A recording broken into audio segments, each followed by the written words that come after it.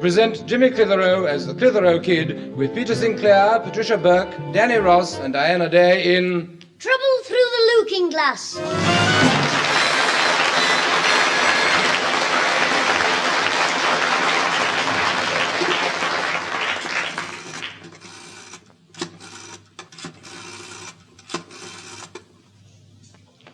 Hello, is that Mr. Johnson?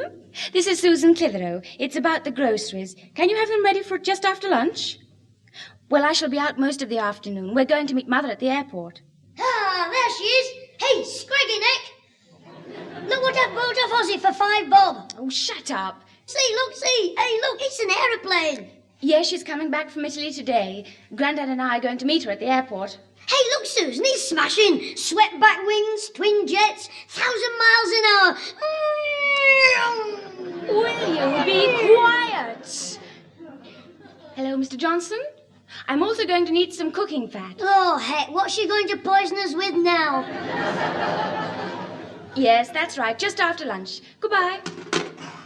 You little horror, bothering me like that. I was only showing you my aeroplane. It's marvellous. Oh, out of my way, I'm busy. Hey, but look, see, look. You hold the shooter in one hand, hook the elastic round it, pull the tail back, and it shoots straight in the air. Like Alfie did when he sat on my mum's pincushion. Here, watch. Oh, don't you let that thing off in here. 5, 4, 3, 2, 1, blast off. What was that?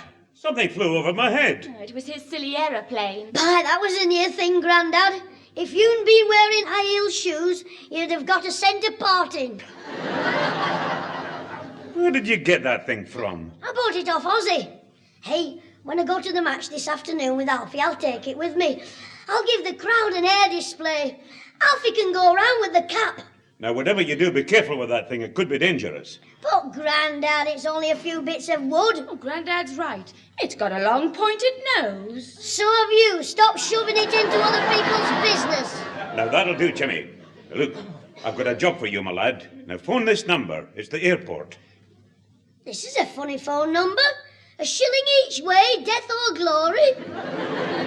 It's written on the other side. Now, ask them what time the afternoon plane's due in from Italy, so we know what time to go and meet your mother. Right, Grandad. And remember, I want no more trouble with that toy of yours. Oh, Grandad, did you clean up Mother's bedroom? What? Oh, I have done that. Or did you put the clean sheets on her bed? Aye, I did. Did you open the window so that it'll air her room? Yes, and stop asking all these questions. Well, I want to make sure Mother's room's all right for when she gets home. I'll go and look for myself. No, you stop here. Well, what's the matter? Oh, Susan, it's just that while I was up there, well, never mind. Are you coming to the airport with me, my dear? Oh, yes. Are we going in Mr. Higginbottom's taxi? I expect so. He was out when I called, so I left a message with his wife to pop round and arrange it. The plane arrives at 5:30. 5:30. Now, you're sure that's the one from Italy? That's what the man said. He was a funny fella. He kept calling me Roger. Jimmy, what do you want for your lunch? If you're cooking it, the name and address of a good cafe. Now, that'll do, Jimmy. Stop annoying Susan and leave her alone. Well, now, shall I go in the garden and annoy the neighbours? I do that. Oh, away you go. I'll go and fly my aeroplane. Now, just be careful with it. Right, Grandad. Right, spaceship J for Jim will now take off for planet Mars, calling at the Great Bear, the Pole Star, and a quick ice cream soda at the Milky Way. Contact! Ow! Who was that? A Martian? Who shot that aeroplane at me? I was right, it's Ozzy's dad. Sorry, Mr. Higginbottom. You young brat, that thing hit me on the head. Well, it's only made of wood. What is? Your head. My aeroplane. Look, think yourself lucky that aeroplane's still in one piece. If it had gone in my eye, I'd have smashed it. If it had gone in your mouth, you'd have swallowed it. You what? Nothing, Mr. Higginbottom. Can I have it back, please? There you are. Hey, wait a minute. Isn't this the one you bought off my Aussie for £5 bob? That's right. He said you never gave him any of the money for it. Well, I was a bit skint, but he'll get it. Come on, Clitheroe. Hand over Aussie's £5 bob. Why, are you short of beer money? You young whelp, take that. Ow! What's going on out here? Oh, it's him. He hit me on the head with his aeroplane and he's giving me cheek and all. That does it. Jimmy, any more trouble with that aeroplane and you won't go to the football match. But Grandad, he hit me, clouting with the lawnmower. Shut up, will you? Higgy, away you go in the house. All right. But just keep that brat out of my sight. The big ape, he's always hitting people. No wonder his wife's got cauliflower ears. Now, this is your last warning, Jimmy. Any more trouble with that aeroplane and you'll regret it. You understand? While your mother's been away, there's been nothing but bother, and I've just had about enough of it. Now, it's got to stop. Yes, Grandad. Grandad, What is it? what's our Susan done to get you in such a bad temper?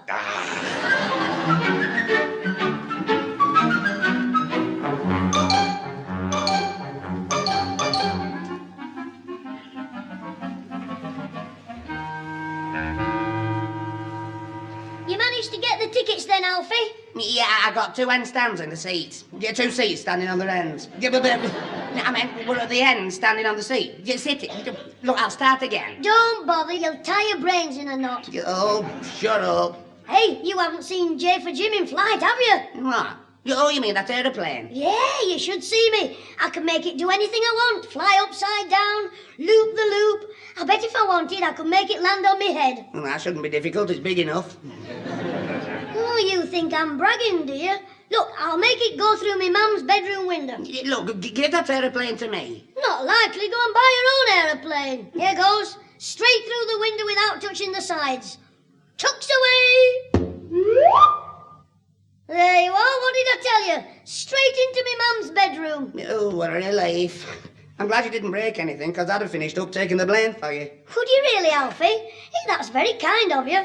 Come on, we'll go upstairs and get it. Then you can shoot it from the window when the policeman goes past. See if you can hit his whistle. Aren't you the funny little boy? You're a right little scream, you are. Well, Jimmy, you're not in a very funny mood right now, are you? Alfie, what shall I do? Me mum's new dressing table. Look at the mirror. Look at it. Ah, it's cracked right down the middle. Yes, you are. Why did you talk me into shooting it through the window? Because you were bragging that... Hey, you're not blaming me for it.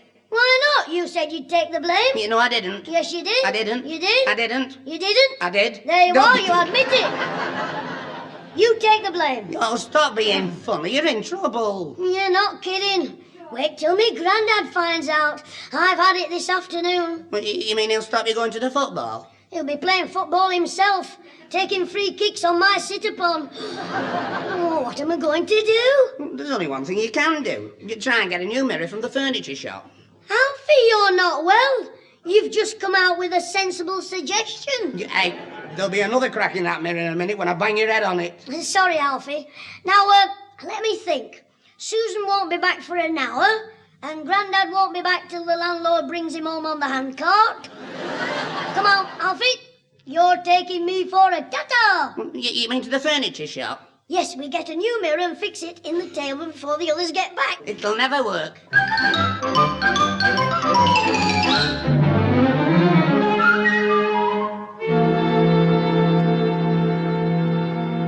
There he is, Alfie, behind the counter, Mr. Price. You? He's Welsh, you know. Oh, you mean the bloke who sold your mother a dressing table? Yeah, Mr. Price. He's a half-wit. He should be called Half-Price. When he starts to say something, he can't think how to finish it. It sounds daft. He's as daft as Dicky Dotty. But we'll still have to be careful with him. We can't say it's my mum's dressing table, because he might mention it to her. So it's yours. Oh, I think... What's it? It's your mirror that got cracked when you shot your little aeroplane at it. But Jimmy, Shh! He's seen us. He's coming over. Ah, good. Afternoon. I'm Jimmy Clitheroe. You remember me? Oh, yes. Now, your mother was one of my... Customers, that's right. This is Alfie Hall. Good. morning. Afternoon, I mean. How do you do? Alfie's got a problem, haven't you, Alfie? Yeah? Oh, yeah, you see, I cracked my dressing table mirror in my bedroom and I want it fixing before Jimmy's mother sees it. Before she... Yeah, sees it in my bedroom. Oh. Well, she sleeps there. Yeah, I mean, mine. But when the roof leaks, you see, but sometimes there's a drip in there. That's his father. Now, hey, belt up. But if it's your dressing table, why did you mention the boys? Mother? Yes. Oh, because it's his dressing table's just like the one she bought from you. Can you fix him up with one? Certainly, I can fix him up with one in about two. There you are, Alfie. You'll have one in 2 minutes. 2 weeks. Good. Well, just 2 weeks? Oh, no. Bring one of them beds over here. I feel ill. Mr. Hall, I warned him about shooting his aeroplane off. he was shooting his aeroplane off in your bedroom? Well, I'm afraid I'm a little... Twit. You know, confused. Look, you shut up, will you? Look, mister, I better explain. You see, I'm Batty! Batty, that's right. I'm Batty. No, pardon? I was trying to think of a name. See, Mrs. Batty, that's who it was. You see, I took an old dresser from her the other week when I sold her a bed... Spread? Jacket? A side table. A bed side table. Now, this dresser has a large mirror in it. And if you wanted one right away, I could have it cut down to your size, hand beveled. And the cost to you, Mr. Hall, would be about 30... 30 days are September, April, June and November. Look, will you shut up? 30 what, Mr. Half-Price? Why, 30 shillings. We'll take it, mister. Cut it down and wrap it up. Oh, but I couldn't possibly have it ready till about, 4 o'clock this afternoon. But we're going to a football match this afternoon. Yeah, we're going to watch the Rovers play. Football? No, diddlywinks. Look, can't you do it now? Oh, I'm sorry, but you see, we're very busy. The earliest you can collect it will be about... About turn, quick, Bodge. Shut your mouth. Well, it's getting on my wick. 4 o'clock. Is it really? When my watch must have stopped. That's when it'll be ready, the mirror, you dope. We'll come early for it, on Alfie's motorbike. Oh, but look, you must be careful not to break it. Now, your best plan, if I may say so, would be to go to the taxi rank and engage a... A rickshaw, yes, we'll do that. Come on, Alfie. All right. We'll see you later, Mr. Price. Yeah, I thought we'd settled that. 30 bob. Oh, come on. Cheerio, mister. Oh, how are you going? Well, good. Good riddance to bad rubbish.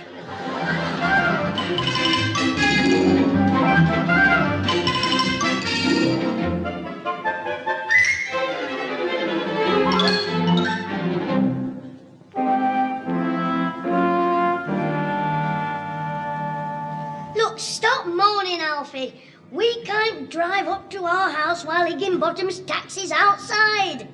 As soon as me grandad and Susan leave for the airport, we'll be able to take the mirror in the house. I know all that. I'm not an idiot. Do you want to bet? Oh, look, shut up. But why do we have to wait in this taxi? We could get out tonight round the corner.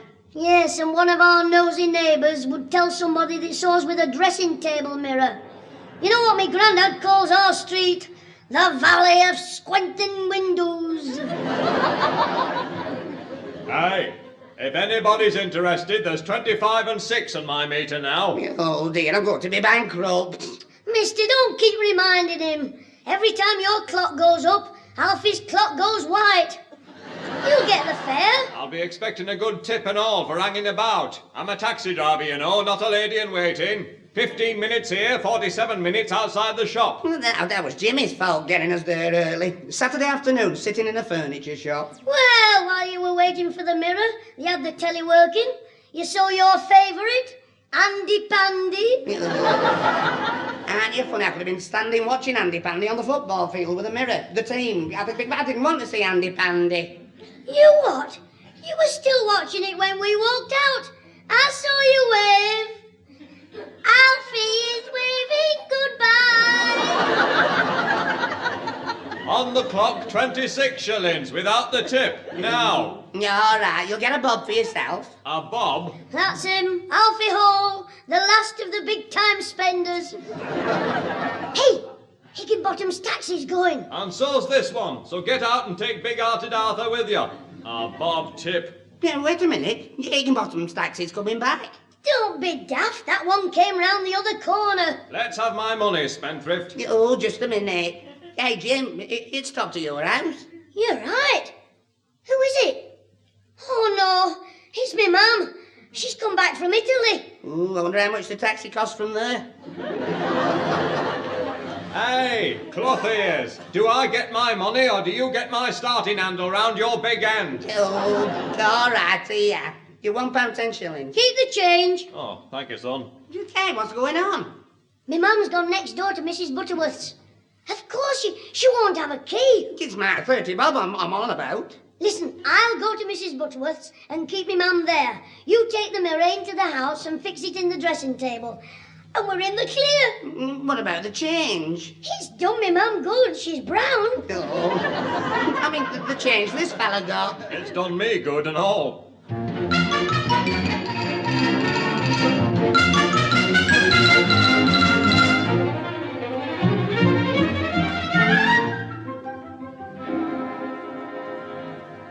Never mind, can you see what I've brought you from Italy? Where's Susan and your granddad? Gone to meet you at the airport.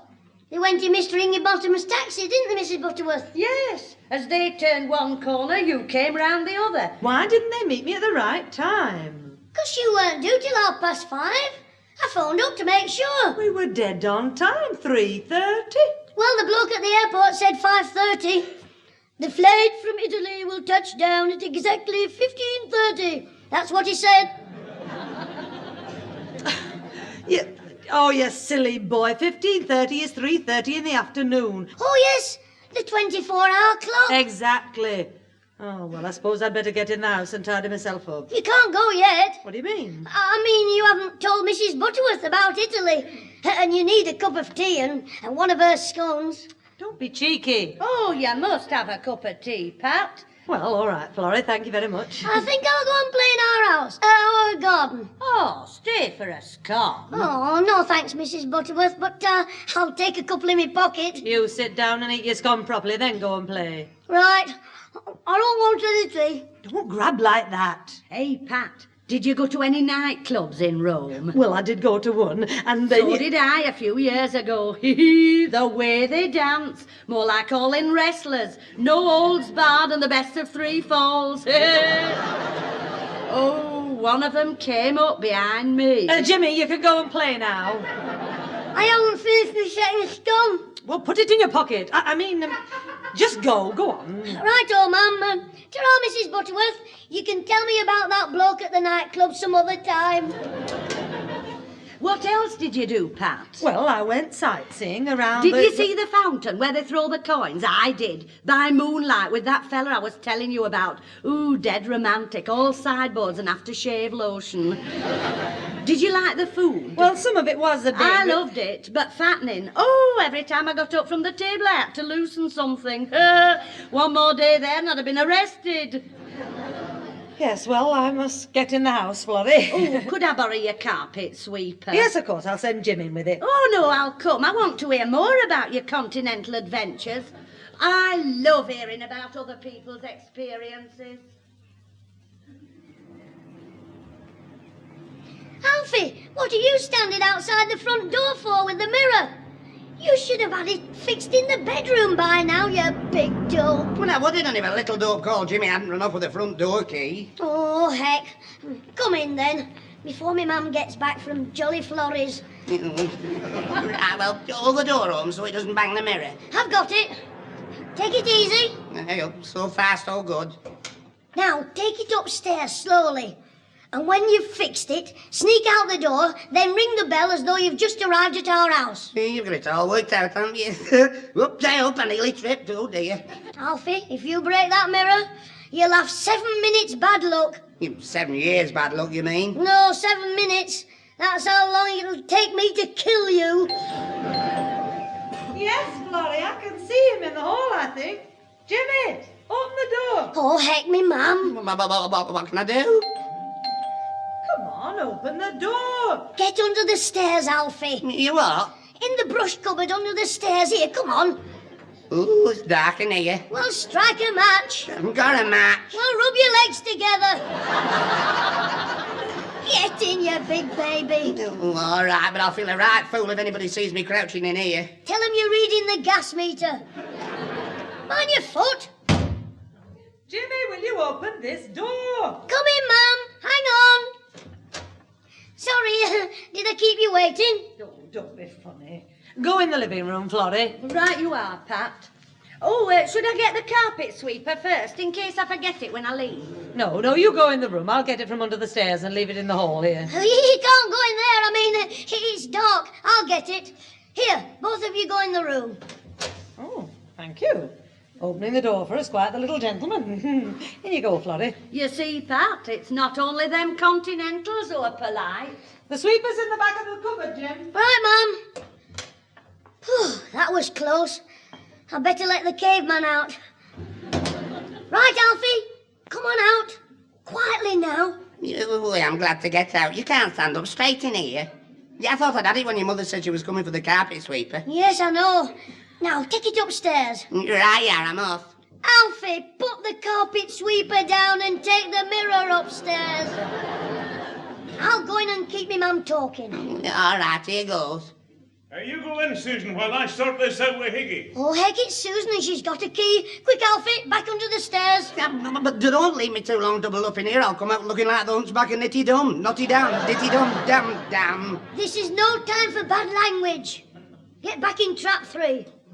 Oh, me foot. Oh, hello, Susan. Straight in the living room. You little idiot. The plane arrived at 3:30, 2 hours earlier than you said. How did I know it'd have the wind behind it? Anyway, my mum's waiting in there for you. Allow me to open the door, Sister Dill. Get lost. After you, Scraggy Neck. Oh, shut it. With pleasure. Oh! I bet that bent a bustle. Well, we'll try again. Come out of your mouse hole, Alfie. The cat's gone. Oh, heck. Yeah, I wondered if Susan was coming under the stairs. This is no time for snogging. Get up them stairs. Honestly, hiding in here, I want my head testing. It's full of dust. I knew it wasn't brains. Well, you better come in, Higgy, for a cup of tea. Oh, heck, quick, Aladdin, back in your cave. Grandad's bringing Amarasa in. Oh, heck, I'll suffocate in there. All right, but do it quietly. Get in. Yow, me leg. In you come, Higgy. Oh, thanks, Pete. Oh, there he is, the troublemaker. Hello, Mr. Higginbottom. Did you enjoy the run? Now, that'll do. You and your 5:30. We all make mistakes. Aye, I bet that's what the doctor said when you were born. Oh, very witty. Now show your face in the living room and give the others a laugh. Now, look here. Now, don't be cheeky, Jimmy. In you go, Higgy. And you, my lad. No, I don't go in. I just open the doors. I'm practicing for a job at the pictures. In you come. Oh, yeah, ow, oh, all right. Hello, Peterkins. Oh, and you, handsome Higgy himself. Handsome? Grandad, lend her your glasses. Now, Jimmy.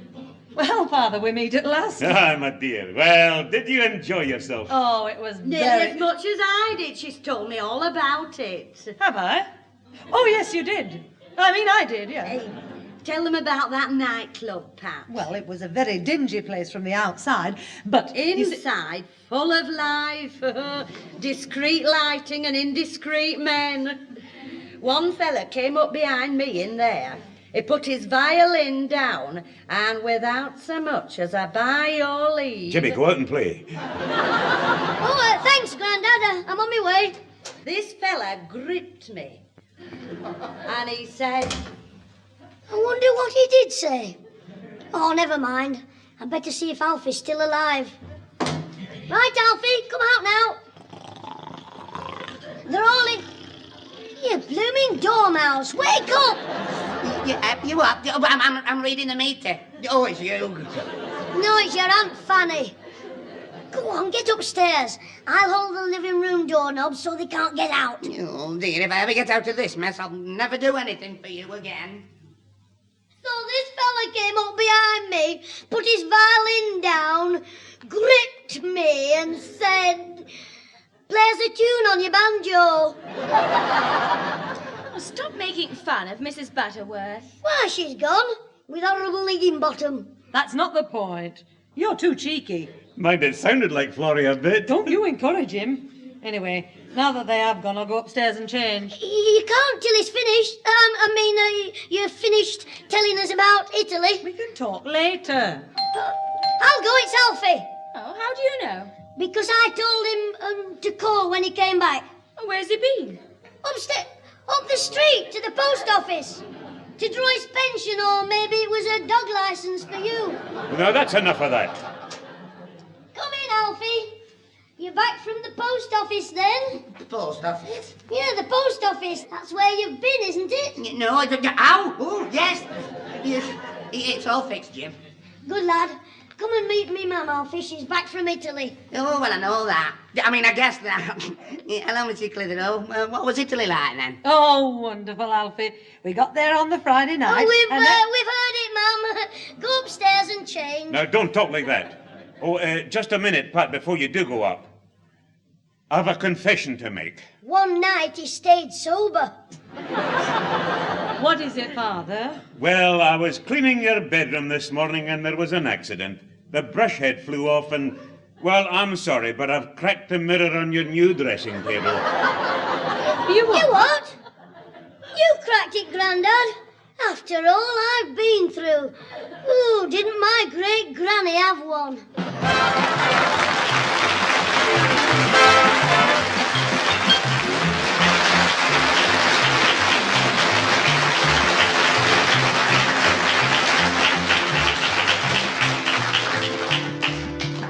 Those involved with the Clitheroe Kid this week were Peter Sinclair as grandfather, Patricia Burke as mother, Danny Ross as Alfie Hall, Diana Day as Susan, with Tony Melody, Molly Sugden, Basil Jones and John Graham. The recorded programme was written by James Casey and Frank Roscoe, and produced by James Casey, and starred Jimmy Clitheroe as the Kid himself.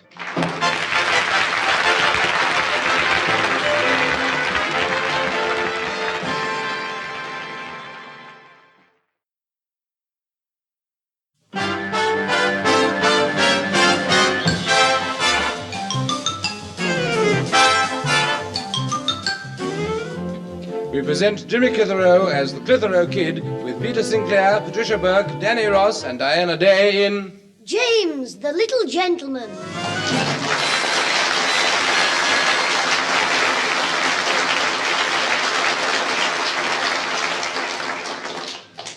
Jimmy, I just can't believe it. I'm flabberfounded, dumbgasted. Yeah, I'm completely bewildered.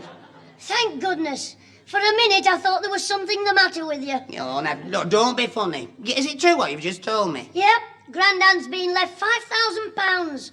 Smashing. It works out at 425,000 whipped cream walnuts.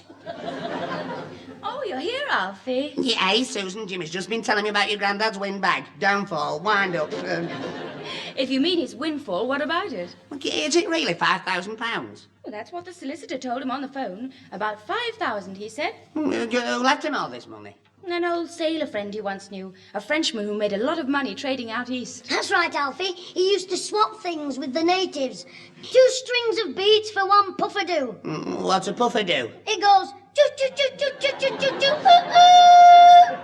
Oh, shut up. Alfie, Just think, all that lovely money. what time are you leaving, Alfie? Yeah, about £5,000. I mean, about 7:05. I've got to be at the rugby club at 15:15. Oh, well, I'll walk down on my own then. Where are you going, Susan? I'm going to Doris Carter's. I want her to make me a new dress. Oh, you can have a fur coat now we're rich. And here comes Susan Clitheroe, wearing an off-the-shoulder creation in real goatskin. And I'm sure you're all thinking what I'm thinking. I'll bet it looked better on the goat. Jimmy, why do you talk such absolute rubbish? 'Cause I'm only a lad. What's your excuse? Anybody seen my glasses? Glasses? Is it opening time already? My reading glasses. I want to look at the paper. Mr. Sinclair, Jimmy's just been telling me about the money you've had left you. Has he? I bet he's been telling everybody. The whole street knows about it by now. If he's told that Mrs. Butterworth next door, the whole town will know. Can I come in? Oh, no. Talk of the devil. Come in, Mrs. Butterworth. Hello, Mr. Sinclair. Who's going to be a millionaire? You are. I gather Jimmy's told you then. Told me he's offered me a job here as permanent cook. Mrs. Butterworth, I said only mention it to him when he's in a good mood, not when he's sober. Excuse me, Mrs. Butterworth. I want to have a word with Alfie in the kitchen. Come on, Alfie. You're right, oh, Susan. I'll see you later, everybody. Oh, how they take me back to me courting days. My old man used to get me in the back row of the pictures.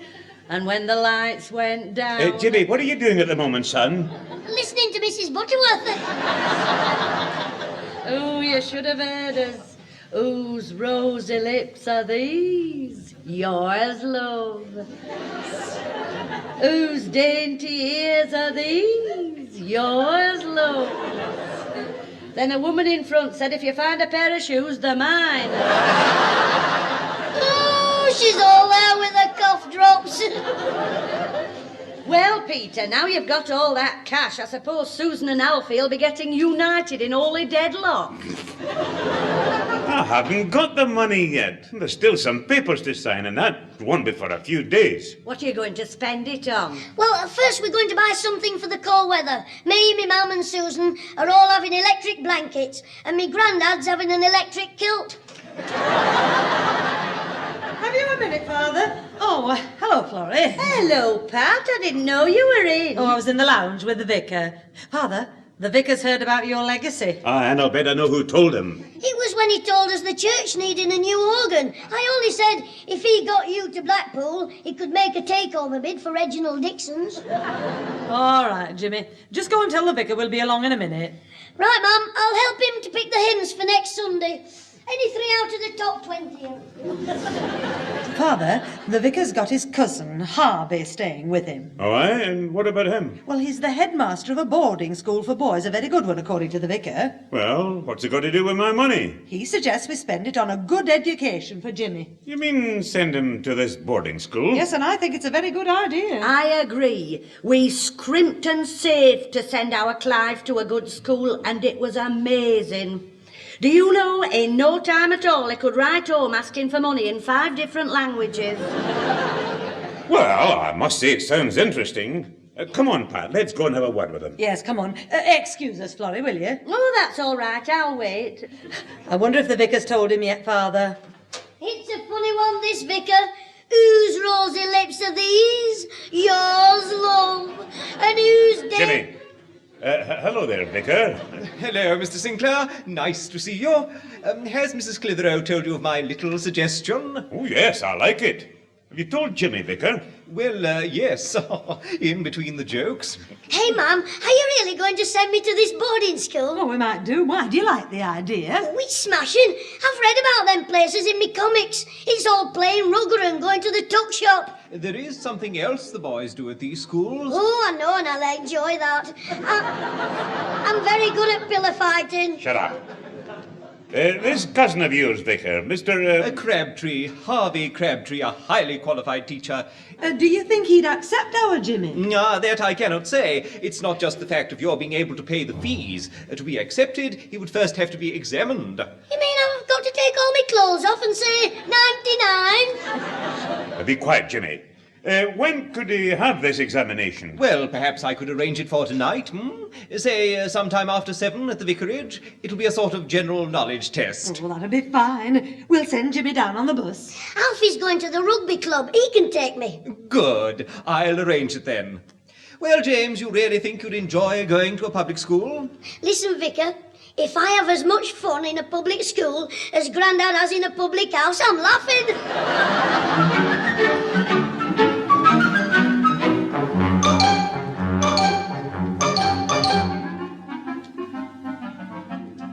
Well, James, I see Alfred brought you on his motorcycle.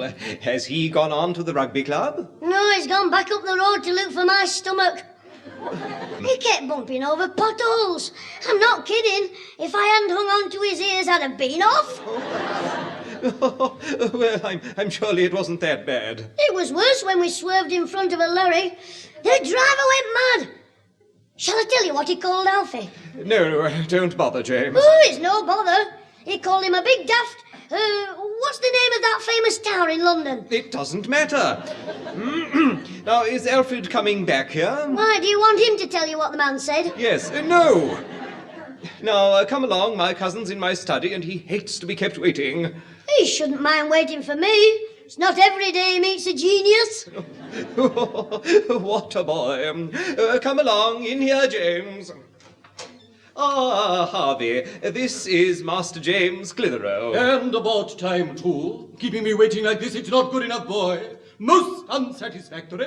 I'm sorry, but I was just telling the vicar. Don't answer me back. Come over here, boy, with the rest. Come along. Move. That's the double. Oh, yes, Mr. Crabapple, Pear Tree. I'm coming. That is it. Now sit, boy, sit. Vicar, he thinks I'm a fox terrier.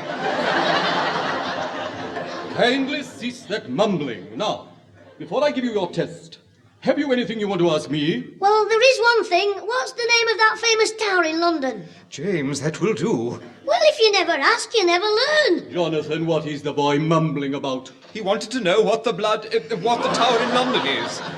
Excuse me, will you?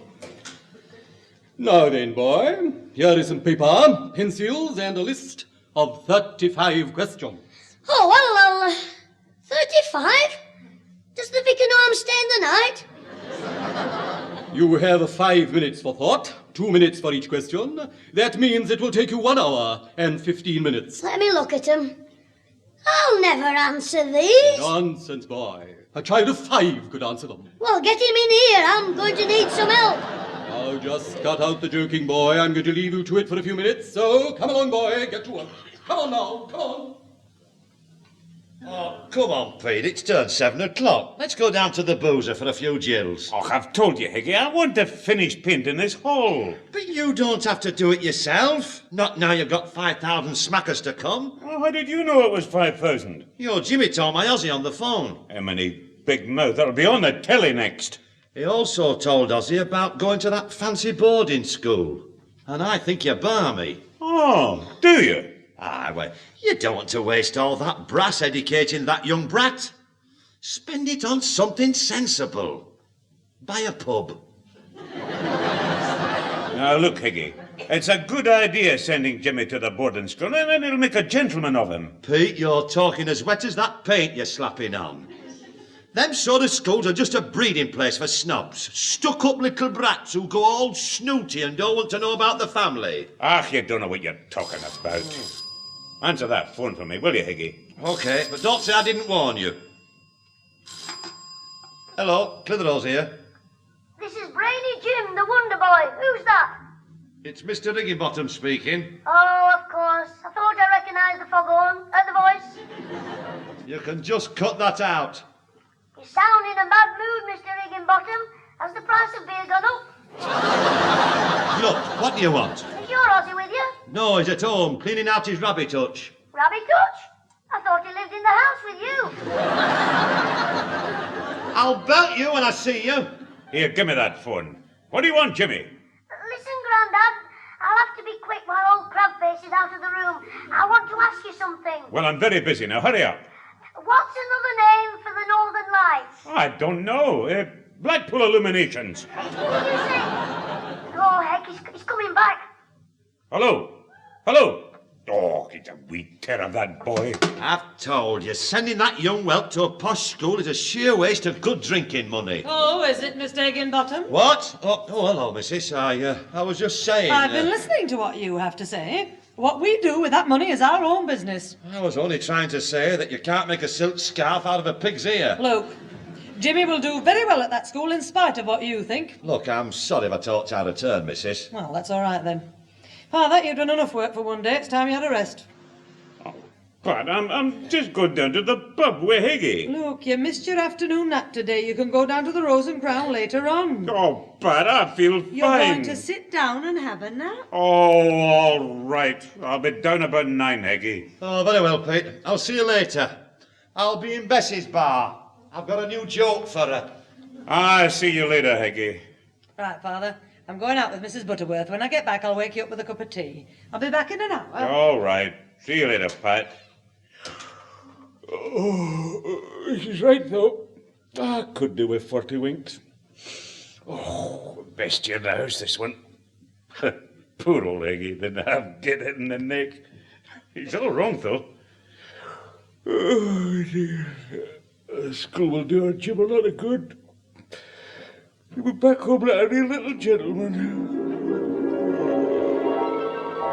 Father, will you please stand straight while I inspect you? Master James will be home soon. I'm getting fed up with this. Every time Jimmy comes home from that school at Eton on his holidays, I have to be inspected like a that bloomin' prize poodle. Now, you don't want him to be ashamed of us. Remember last time how upset he was when he brought his friend home, Lord Snooty, and you were in your braces. I won't forget it. He said I was the second guard and I had to sleep in the greenhouse all week. It mustn't happen again. Now, let's see. Shoes, clean. Trousers, pressed. Have you washed behind your ears? Yes. Well, that'll do until it's time to change for dinner. Black bow tie and dinner suit, of course. And remember not to ask for brown ale. While Master James is home, we drink nothing but champagne. All right, all right. When's Jimmy coming? Master James. Oh, you know how he hates to be called Jim. He says it's common. Well, he'll be just arriving at the station now. Mr. Higginbottom will be waiting with his taxi. I hope he's got his best suit on. Here's your taxi, my lord. I've put your trunks in it. Oh, gratis, my man. Here's a sovereign for you. But don't address me as my lord. It is quite sufficient to say sir and touch your forelock. Much obliged, sir. Thank you kindly, sir. Oh, these peasants are quaint. Come on, Clitheroe, get in till I drive you home. Oh, it's you, Higgins Senior. I am waiting for you to get out, to open the door and dust the seat, my man. I'll dust your seat in a minute. Just don't come that hoity-toity stuff with me. I see that since I left you haven't changed. Not even your shirt by the look of it. What was that? Your shirt, I like the look of it. I'd better get in. Yeah, sit down and shut up. You know what's good for you? If I knew what was good for me, I'd have this filthy bone shaker disinfected. What did you say? I said there's a strong smell of disinfectant in the taxi. I haven't used any disinfectant. Then it must be you. What? It's a lovely view. Do start, Higgers. Mater and Grandpapa will be waiting for me with impatience. He should be waiting for you with his boot, you little horror. Horror, indeed. That reminds me, how is your monster, her son? Higgers Jr., my chum Oswald. He's all right so long as you keep away from him. But I've got to see him. Our headmaster says that we chaps of the upper classes must not lose the common touch. And I couldn't touch anyone more common than your son. One more word from you and you'll get my common fist round your upper-class logo. Oh, charming. I really must get my chums in the House of Lords to bring back flogging. It's the only way to keep the lower classes in their places nowadays. Was the meal to your liking, James? Oh, quite adequate, Mater. But next time you will remember the caviar, won't you? Oh, yes, I'm sorry. That caviar's very expensive, Jim. Pardon? I mean, James. After all, I've only got £3,000 left. Grandpapa, it's very vulgar to talk about money. Which reminds me I must have £300 for a polo pony. Polo pony? Now, look here. Father, don't be common. You understand, Mater. A chap must have his own polo pony. After all, it's quite an honour for him to invite me to play for the Palace team. I can't expect him to lend me a pony as well. He invited you. Oh, wait till I tell the lads at the Rose and Crown. You'll do nothing of the kind. I cannot stand name-droppers, as I said to Prince Charles when he was making my toast. Hello, Mrs. Clitheroe. Susan told me to come in while she goes upstairs to change. Is that all right? That makes two of you. Yeah, no, I'm not. No, she fell in the gutter. Off the bike when I stopped at the crossing a bit quick. Oh, hello, Jim. Sir. James. Alfie, would you like a cup of tea now? No, I'll wait till Susan takes her clothes off. Your slacks off. The bare skirt. It changes her whatnots, I mean. Don't say any more, Alfie.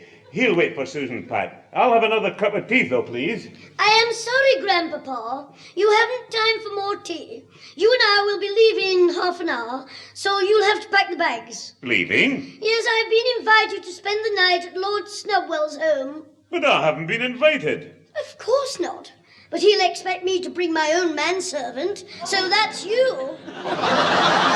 Anyway, pack my bag and get your butler's clothes on. That does it. I won't go. I'm not doing it. Father, don't annoy James. You must go. I don't care what happens. I won't be a servant. I won't.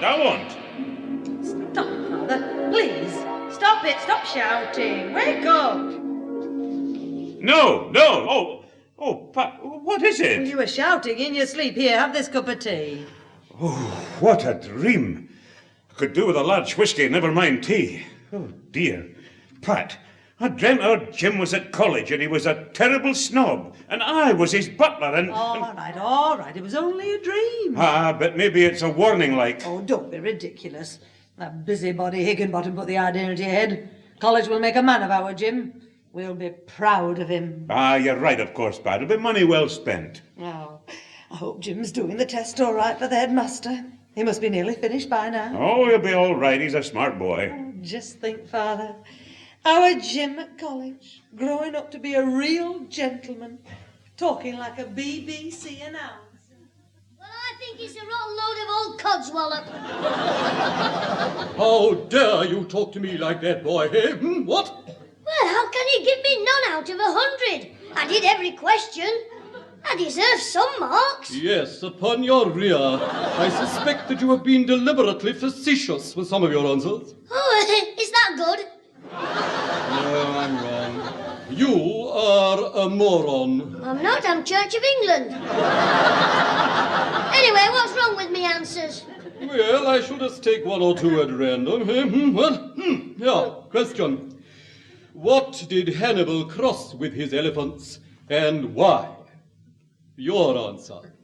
Hannibal crossed pigs with his elephants. That's right, to get big pork chops. And history. Charles II followed James I. Who followed Charles II? The answer is not Nell Gwyn. Well, what about me geography? Oh, very, very enlightening.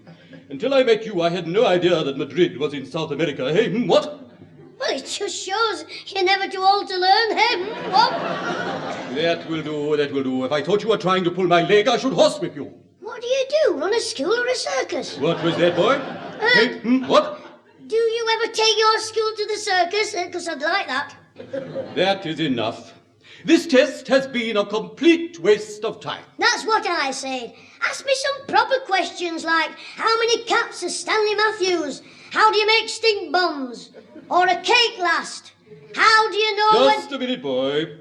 How would you make a cake last? Take small bites. Oh, get out! Get out of this room! It was only a joke.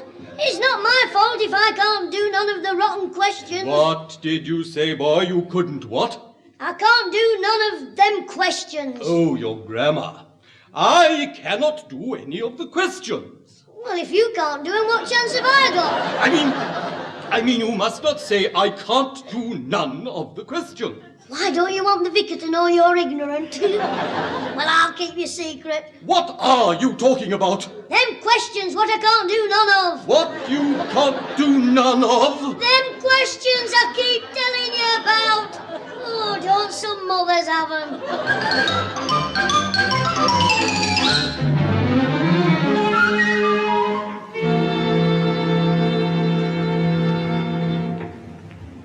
Look, it's no good hanging about in the street. You'll have to go in the house sooner or later. Well, the later the better. If only Grandad was at the pub, I could sneak up to bed and pretend to be ill. You'll be ill when he finds out you've been expelled from the school before you got in it. Are you sure he's in the house? Yes, you sent me to look in the window, didn't you? He was showing a letter to your mum. Oh, I'll bet the 5,000 quid's arrived. He'll be waiting in to tell me the good news and pat me on the head with a hammer. Now, look, Jim, the only thing you can do is tell him the truth and say you're sorry.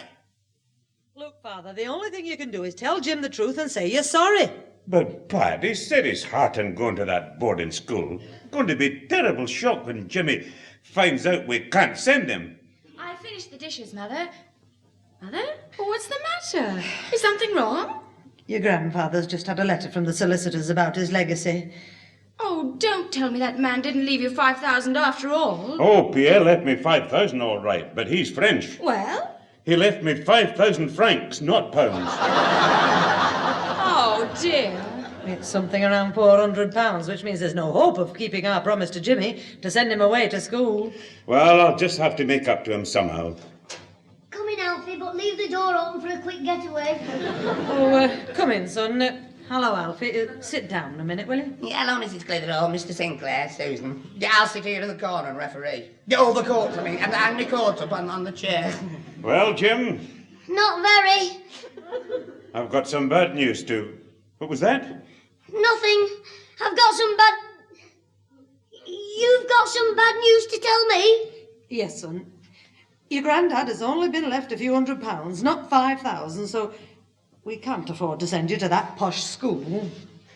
What? Hey, that's funny, because the headmaster just expelled him behind me leg. Sorry, Alfie. I thought it was the chair. Yes, the headmaster just explained what I needed to go to his school. Ah, blooming miracle. Well, I know it must be a terrible disappointment to you, Jimmy. Yes, it's a bit of a blow, Grandad. But it can't be helped, son. No, just have to be big about it and forgive you. It's not their fault. Forgive them, indeed. Now, that will do, Susan. I think Jimmy's taken it very well, and I'll do whatever I can to make it up to him. Oh, there's no need for that, Grandad. Although, since I'm not going away, I could do with a new bike. Well, you little... Watch it, Alfie. You'll have the bike. With a 4-speed gear, dynamo horn and racing handlebars. Yes, of course. Well, that's settled then. Of course, me roller skates are pretty old now. Well, Mind, I don't expect new ones. Just 'cause you've had to break your promise about the school that I was all set to go to. Father, can he have the skates as well? all right, skates as well. Well, I think he's very lucky. Yeah, you're not kidding. If he fell in the river, he'd come up with a salmon in his mouth. With your mouth, it could be a whale. All right, Mother, I'll see who it is. You know Charlie Thompson, Grandad? Yes? His dad bought him a model aeroplane with a real motor in it. Oh, did he? Yeah, he must think a lot about his son, eh? Just like you did about me when you were going to send me to school. Now, Jimmy, Grandad's getting you a bike and roller skates. Oh, I'm very grateful. I mean, I don't want Grandad to worry about me. I'll have me bike and roller skates to go to my ordinary school on. You're overdoing it. But it'd be smashing if two fellas had model aeroplanes. Then they could race each other, couldn't I? Well, son, I'll have to think about this.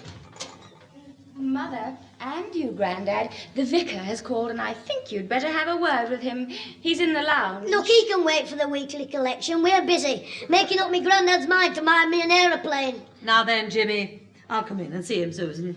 You and Grandad had better come. It's not the collection. It's about Jimmy's test with the headmaster this evening. Oh, is it? Well, we better go in, Pat. Oh, hey, Grandad, before you go in there, could I have the money for the bike? I haven't got 20-odd pounds on me. Well, £2 for the skates, then. This silly, Jimmy, the shops are closed. Come along, Father. Right, Pat. We'll settle it all when I come back, Jim. Well, just give me £2 for chocolate, then. Well, clever fella. What now? Can you lend me fourpence? What for? To nip outside and phone the police. When Grandad comes back in here, it's going to be murder.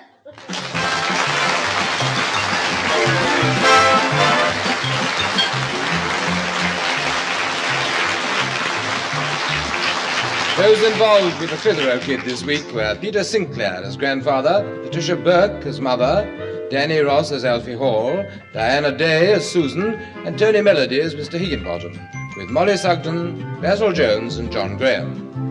The recorded program was written by James Casey and Frank Roscoe, produced by James Casey, and starred Jimmy Clitheroe as the kid himself.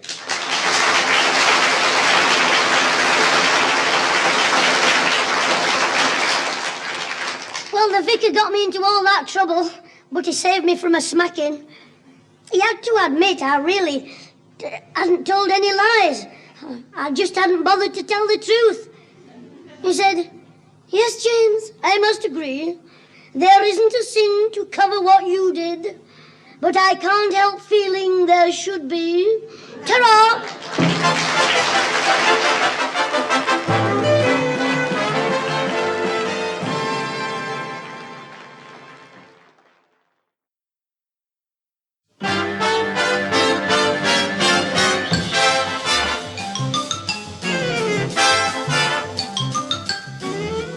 We present Jimmy Clitheroe as the Clitheroe Kid, with Peter Sinclair, Patricia Burke, Danny Ross, and Diana Day in For the love of money.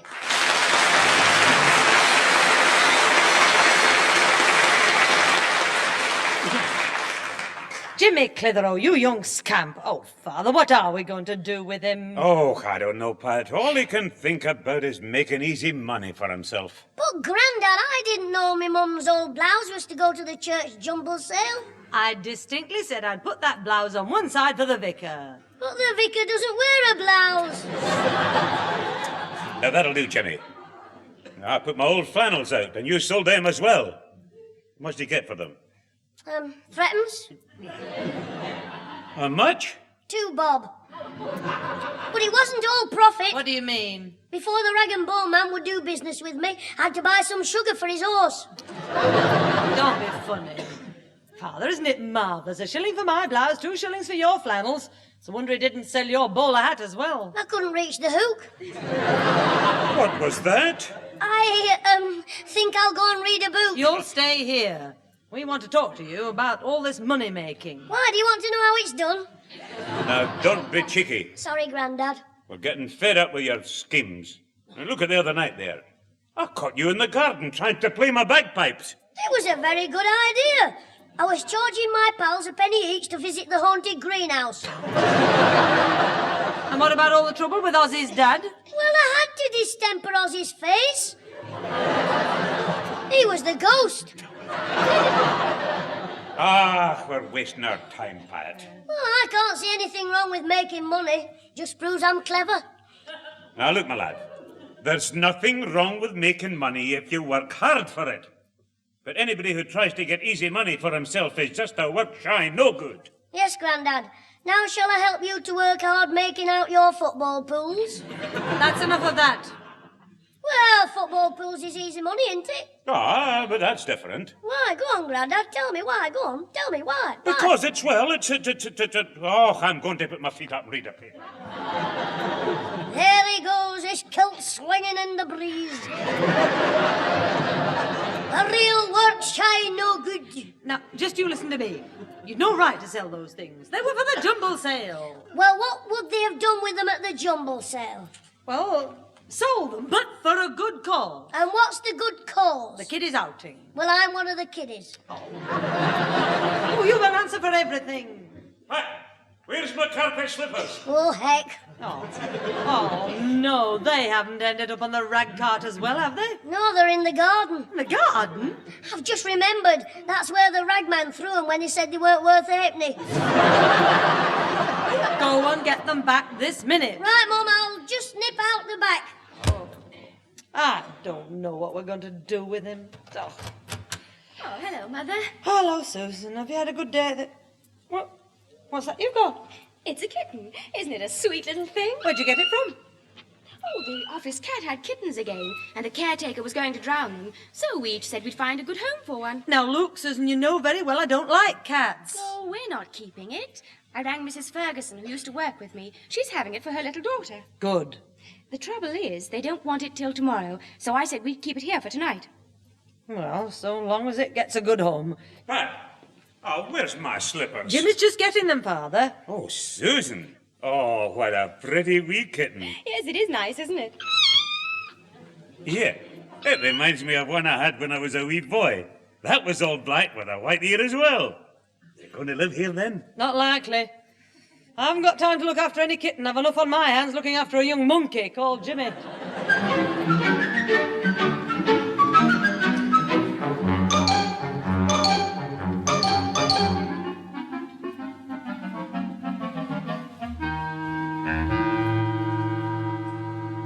Puss, come on. Where are you? Puss. Shoes! Is it in the lounge, Father? No, Pat. Doesn't seem to be in here. Where's it got to? It was here just before we had our tea. What a performance. Well, I hope it's not lost. It's not upstairs, Mother. I've looked everywhere. Well, you didn't let it out when you went next door? Of course not. Oh, what about you, Mother? You did pop out to the shops. No, I didn't let it out. When I left, our Jimmy was playing with it in the kitchen. Hey, Mum, have you seen me Grandad in the Smoocher's grotto? He's down in his hands and knees making funny noises. He looks like Yogi Bear looking for boo-boo. He's trying to find the kitten. Well, he's wasting his time. Hey, David Attenborough! You'll never trap it in there. That mug is at Ozzy's. What's it doing there? Well, when I left, biting Ozzy's nose. All right, Father, you can call off the search. Well, it wanted a good home, so I thought to myself, where would be a good home for a kitten? And I thought, where there's plenty of mice. So I took it round to Higginbottom's. You little horror. I promised that kitten to a friend of mine. Well, I didn't know. All I know was what Alfie told me. It didn't belong to anybody, and it was going to be drowned. So you found it a good home. Yeah, and it was so grateful. It thanked me by licking me neck. Look, I've got little clean marks. I'll get him, Pat. Mother, he's ruined everything. Look, I found it a nice home out of the goodness of my heart. I'd like to do the same for you one day. That'll do, Jimmy. Come away then, Higgy. Come away into the living room. Oh, thanks, Pete. Oh, there he is. Hello, Mr. Higginbottom. I can't stop to talk to you. I'm just going out. You stay here. You've got a crafty one there, missus. He knows more tricks than the great Houdini. What are you on about? A black kitten with a white ear. That's what I'm on about, lumbering us with that mangy thing. Now, just a minute, Mr. Higginbottom. Our Jimmy was only trying to find it a good home. Oh, aye, he was. For $50. Shove a sock in him. He spins my Ozzy a load of sob stuff about you chucking the kitten out in the cold and the wet. And while Ozzy's drying his eyes, he relieves him of £5. Well, I think I'll just go and have a Turkish bath in Turkey. Come here. You money-grabbing little horror. I ought to smack you. Get in the queue, I'm first. That young brat knew how much Ozzy liked cats. I mean, he's been upset ever since our Tiddles left home. Oh, did he leave home? Ozzy wasn't sure. What do you mean? He said that the day after it disappeared, you kept complaining that your steak pie tasted funny. Now, just you be quiet. Now, look, Higgy. We'll take the kitten back. Oh, that's out the question. The wife's got a bundle on it as well, and, well, if I tried to argue, she'd only gone at me. Yes, with a rolling pin. So, you're keeping it, Mr. Higginbottom? I'll have to if I want any peace and quiet. Oh, come on, Pete, let's go down to the boozer. Right, then, I'll just get my coat. Well, that's marvellous. Now I've no kitten for Mrs. Ferguson. Look, you wanted it to have a good home, didn't you? Go on, wash your hands. Right, Mum. I'm sorry you don't like me doing a good deed, Susan. Good deed? You'll sell anything to make money. Not anything. I told the rag and bone man he could have you for nothing. I won't forget this, Mother. I'll teach him a lesson one day. Yeah, well, knowing him, I wish you the best of luck. Oh, don't worry. I'll get my own back. You see if I don't.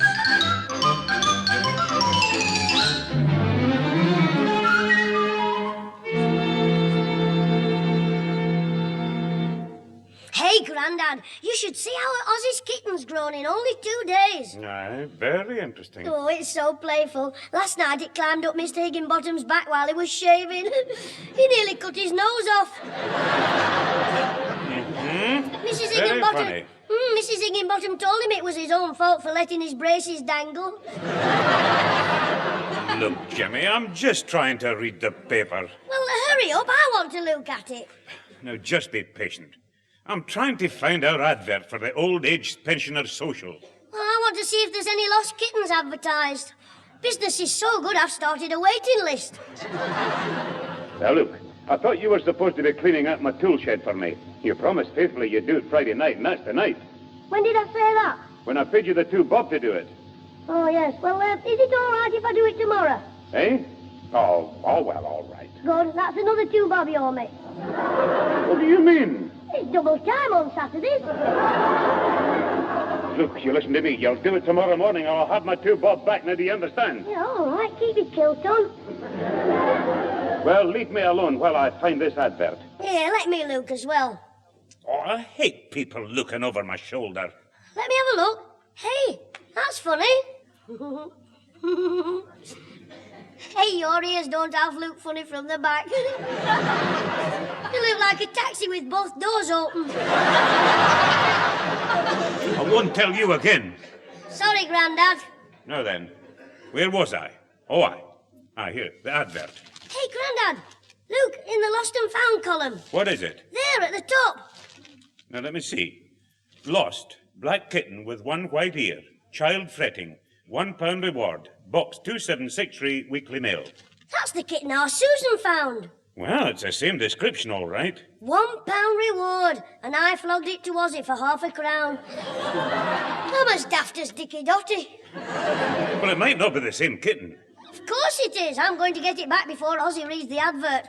I'm going to see a tweet about a cat. But Jimmy! Oh, that boy. He's got money on the brain. Funny too about that kitten. Oh, hello, Grandad. Oh, was that our Jimmy dashing out of the front door? Hello, Susan. I just got round to Ossie's. Oh, yes. Aye, Susan, about that kitten you brought home. What about it? Well, you know we sold it to Ossie for half a crown. Yes. He wants it back. Somebody's advertising £1 reward for it. Oh, so he'll be expecting to buy it back for half a crown so he can get the £1 reward. Aye, he's money mad. Well, I think I'll just away and get changed. Right, Grandad. Good. I should just be able to phone before he gets there. I'll teach him to make a fool of me. He'll need more than half a crown when I've finished with him. Hello? Mr. Higginbottom, Susan Clitheroe here. Oh, yes. Our Jimmy's on the way round to your house. Oh, thanks for the warning. I'll bolt the door. He's coming to buy that kitten Ozzy paid him half a crown for. Oh, well, for once I'll be glad to see him. That kitten's caused more rows in this house than the wife's mother. Well, our Jimmy wants it very badly, so he'll gladly pay you more than half a crown for it. Oh, that's nice to know. Not at all. It's a pleasure. Goodbye. I said I'd get my own back on him.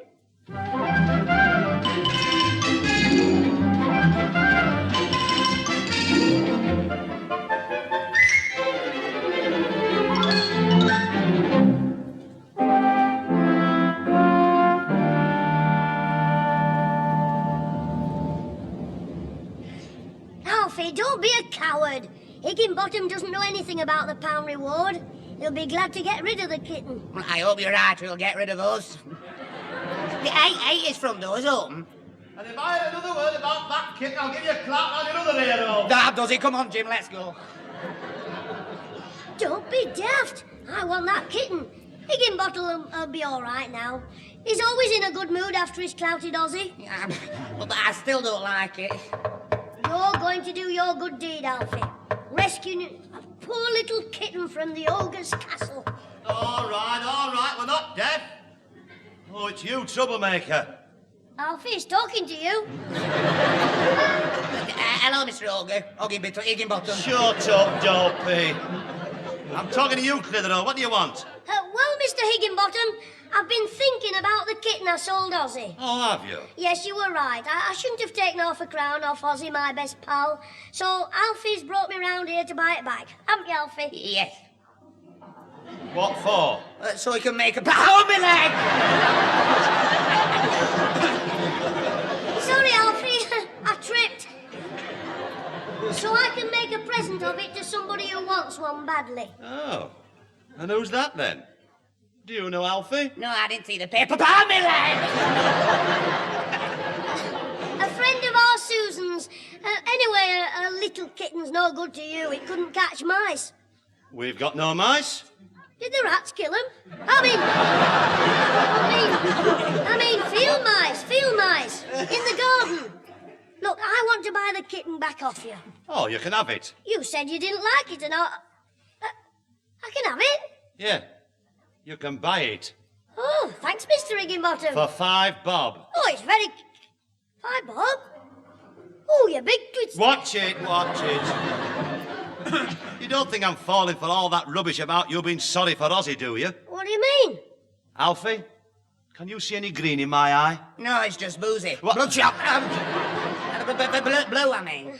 But Ozzy only paid me £half. Yes, well, the demand for kittens has just gone up, and so has the price. 5 bob.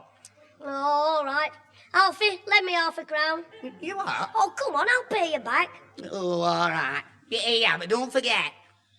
You're a right mug, Alfie. Where's he going to get £half to pay you back? When he sells them, don't you dare kick me again. Here you are, Mr. Higginbottom, 5 bob. But it's a twist, I shouldn't pay it. Ah, but you will. Your Susan was right. Susan? What's Scraggy Neck got to do with it? She told me you were coming. She said you'd pay 5 bob. Wait till I get home. She'll be paying 5 bob. To the doctor to straighten her nose. Anyway, you've got your money. Can I have the kitten, please? Certainly, as soon as you can find it. Find it? Yes, it ran out the house a few minutes ago. Through the edge into the next garden. Ozzy was crying because he'd lost it. That's why I clouted him just before you came. Well, you better clout him again and make him look for it. Why should Ozzy look for it? It's not his kitten, you know, that's lost. It's yours. So get hunting. Here. And you better take Alfie, your pet monkey, with you. That kitten might be up a tree. Well, of all the rotten tricks, the big twister. Did he call me a monkey? I don't like that. Well, don't give him any of your nuts, then. I won't. Hey, now, don't you start on me. We've got to find the kitten. There's no knowing how far it's gone.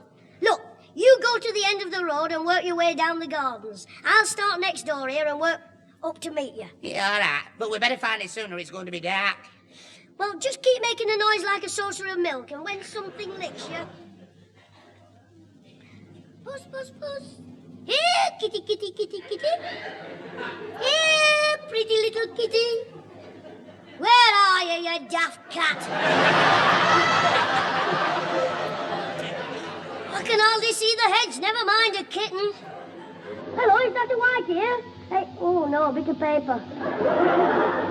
Alfie, any luck so far? No, I can't see anything. Ow! Not even his own feet. Here, kitty, kitty, kitty, kitty. Come to Jimmy, little pussy. Oh, nasty Higginbottom will make you into a rug.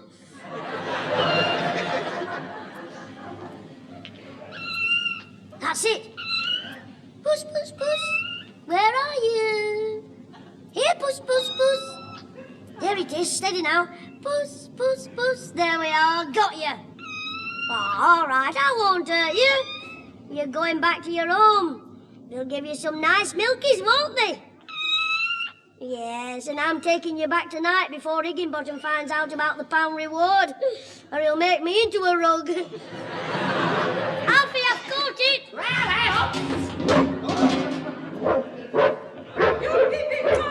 Take that! Hey, get up before you play now. What, dear? Oh, ain't no, it's this. Hey, leave me alone. I wasn't looking through your window. Jimmy, where are you? Oh, there you are. Oh, I've been attacked. I've been bitten in the head by a dog. A woman. A lady dog with a rolling pin. Well, you shouldn't interfere with a dog when it's rolling pastry. No, don't be funny. She said I was a peeping Tom. Who, the dog? Yes. No. The woman. Well, I didn't know she was having a bath in the sink. I didn't know she was washing, and then she bit me. Bit you? The woman? Yes. No. Oh, sure up. I'm sorry, Alfie, but it's all right. I've got the kitten, so let's go to the newspaper office. The newspaper office? Yeah, the Weekly Mail, the newspaper that had the advert in. Well, it'll be closed now. It's only a weekly paper. They don't have a night shift. They have a caretaker there. You remember?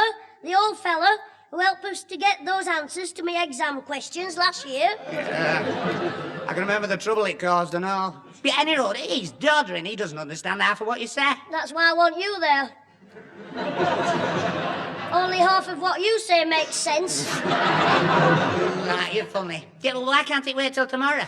'Cause I don't want Higginbottom to find out about the reward till I've delivered the kitten to its owner. All I want is the name and address of the bloke who put the advert in. Even a fool could understand that, couldn't you, Alfie? Oh, yeah. Shut up.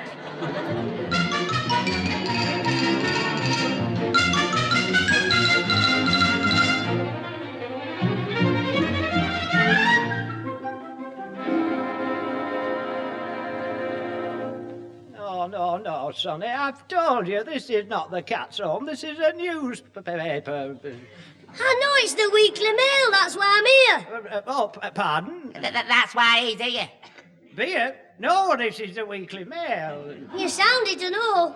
I've called about the advert. Don't shout, I'm not deaf, you know. Now, let's start again. Right. You found this kitten and you want to get it a home. No. Well, who did find it then? Well, he found it, but he wants to know who lost it. In the paper. The advert. Put it in. Not the kitten. Not the kitten. not the kitten, the advert. Oh, you're a big help. Oh, I understand now. You do? You understand what he said? Of course. Yeah, you see, clever boy. Well, would you explain it to me? You found the kitten and now you want to find the owner. Yeah, exactly, yeah. Now who's daft, Jimmy? So you want to put an advert in the paper to say you found it, right? Wrong. Look, mister, I'll explain again. Alfie, sit down and rest your brains. Now, adverts are 3 shillings per line. How many words would you like to say? Just one, but I'm not allowed to use it. Listen, I don't want to put an advert in next week's paper. Somebody put one in this week, and I won't. Oh, well, I should wait and see if you get an answer to that first. I am answering it. That's what I'm here for. Have you got a copy of this week's paper? Have we got? Of course, we print it. This is the Weekly Mail. This is where we came in. Can I see the paper, please? The adverts page. Certainly, son. Yes, of course. Yeah, now we're getting somewhere. There you are, Sonny. That's what your advert will look like when you put it in. We're back again. Maybe we should put an advert in and see... Why don't you get lost? That's this column. What is? Lost and found. See there, young man. Lost a kitten, £1 reward. And here, lost an enamel brooch. That's the one. He's found it. Oh, you found an enamel brooch. Well, there's a reward, you know, a reward. The kitten, I found the kitten. I have found the kitten. Oh, well, you want to contact the owner and claim the reward. What a good idea. Who put the advert in the paper? It's box number 2763. I know that, but who is box number 2763? That's the person who put the advert in. Yeah, but that's not his name. Box number 2763. Oh. I mean, he must have a name, because you can't go around calling yourself 2763. Well, not unless you're a convict, and what would you want? What do you want with a kitten in jail? Although they do have mice in there, don't they? You go on a bit, don't you, lad? It's their Polly's fault. She taught him to talk when he was a baby. Oh, is Polly his sister, then? No, Polly's a parrot. Mister, can I have the name and address of the man who put the advert for box number 2763? Yes, of course. Now, here we are. Oh, it's not a man. Well, what is it? It's a woman. Miss Susan Clitheroe, Lilac Avenue. Oh, no, the scraggy rotten. She's twisted me. Oh, you were Susan, all right. Hey, Jim, have you ever been had?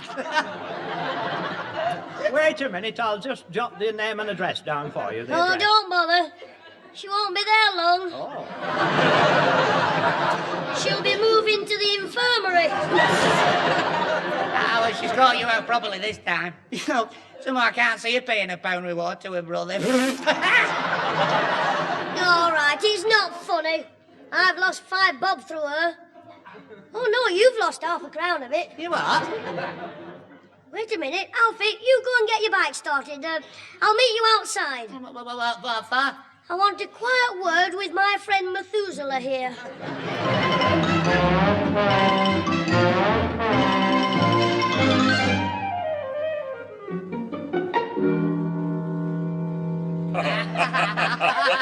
Oh, dear, poor old Jimmy. Oh, I wish I'd have been there.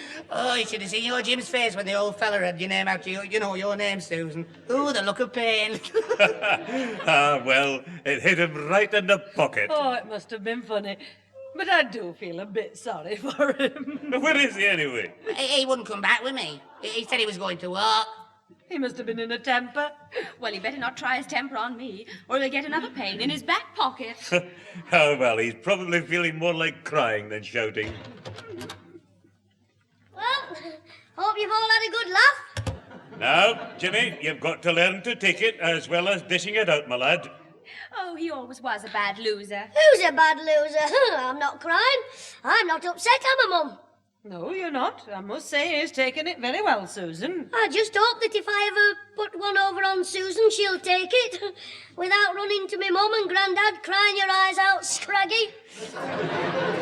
Don't worry, you'll never catch me out. If you do, I won't cry. I'll eat your school cap. All right, you two, it's all over. Now, I hope you've learned a lesson, Jim. Oh, I have, Mum. I've learned the best thing is to grin and bear it, unless you can laugh and let somebody else bear it.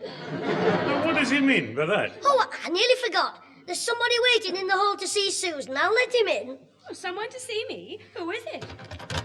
Would you come in, please?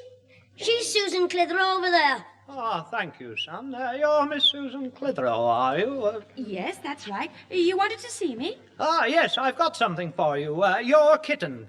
There's your missing kitty. That's right, the old cat herself. I don't quite understand. Well, you've got your kitten. Now, according to your advert, I get £1 reward. But, Jimmy, you found it. Oh, yes, but I didn't want a whole pound, so I sold it to my friend here for 10 shillings. You little imp! Pay the man, Susan. And will you be wanting salt and pepper? What for? To eat my school cap, scraggy neck.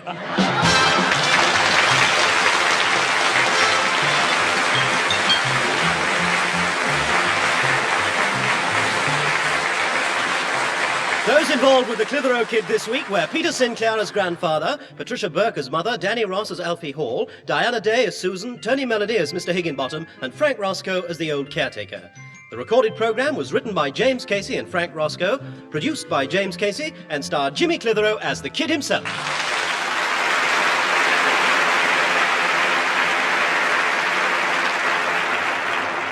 Well, nobody said anything much except Susan. Well, they couldn't after telling me he had to learn to take it.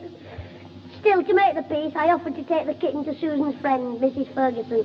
She's a lovely woman, and she was very pleased that I'd taken so much trouble to get the kitten for her daughter. In fact, she was so pleased she gave me a shilling for doing it. That made 8 and 6 clear profit on one kitten. I wonder if that's how Charles Close started.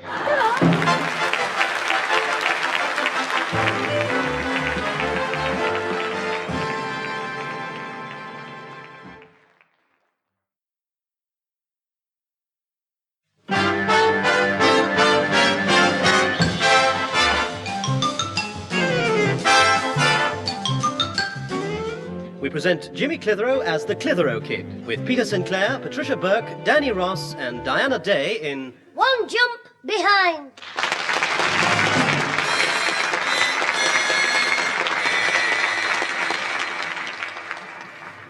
Well, there it is, Alfie. What do you think of it? It's very nice, Jimmy. Very nice indeed. In fact, you know, it's the nicest one I've ever seen. What is it? I'll give you a clue. It's a soapbox. Oh. Can you give me another clue? It's a soapbox. Well, that's a good clue. But what's a soapbox? That wooden thing on wheels over there is a soapbox. Well, hang on, I'll think of it in a minute. You're going round the bend. Yes. I'm pulling your leg as well. Alfie. I knew all the time what it was, because Charlie Thompson told me he swapped it with you for your water pistol. I had one myself when I was a kid. Did it have 4 wheels and a rope to steer it? Don't be daft, you don't have wheels on a water pistol. Hey, that's twice I've caught you.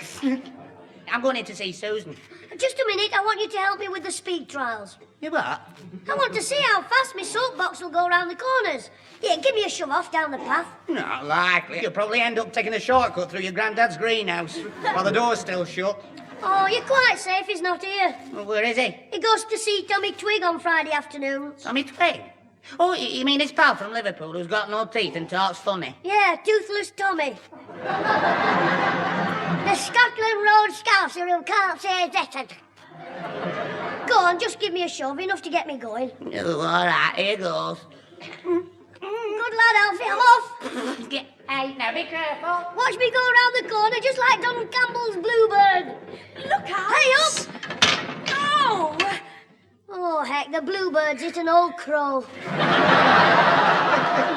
Oh, my leg! Hey, Susan, are you all right? You stupid little horror! He's torn a hole in my jeans. Look! Alfie, you're too young to look. Turn the other way. You little menace, you. Ow! You hit me! Hit you? I'll murder you. Susan, pull that shovel down! Stop it, you two. What's going on? He ran into me with his stupid soapbox. Oh, no, that soapbox again. What's the damage this time? She's dented me dashboard. Shut up, you. He's torn my jeans and scratched my leg. Look, I'm bleeding. Bleeding? Oh, no. Catch him, somebody's going to faint. You'll be the one who'll be unconscious in a minute. Just take that soapbox back to Charlie Thompson's this instant and leave it there. I'm sorry if I've caused a bit of trouble with it. Bit of trouble? You knocked 2 boards off the fence, ran over the postman's foot and scratched the paint on the vicar's car. Oh, yes, but I was very sorry for the vicar. Why? Because he wanted to swear and he's not allowed to. Take that thing back. Yes, Mum. I'm on your way. Leave this trowel at Mr. Twig's. Your granddad forgot to take it. Right, Mum. You won't tell me Grandad about this, will you? Not if you get rid of that soapbox. But you'll know what to expect from him if you don't. Yep. He'll get his carpet slipper, lay me over me soapbox, and buckle me chassis.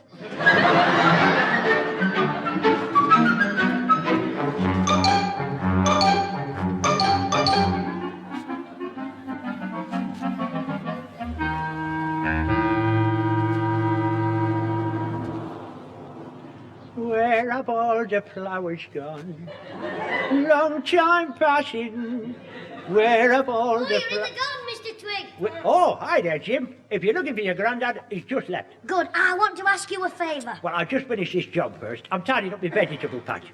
I've had a very good year this year. I know, my Grandad said you grew so much stuff, your slugs all died of overeating. Oh, he's right, though, Jim. Do you know, I grew a lot. Cabbages, leeks, radishes. Funny thing, though.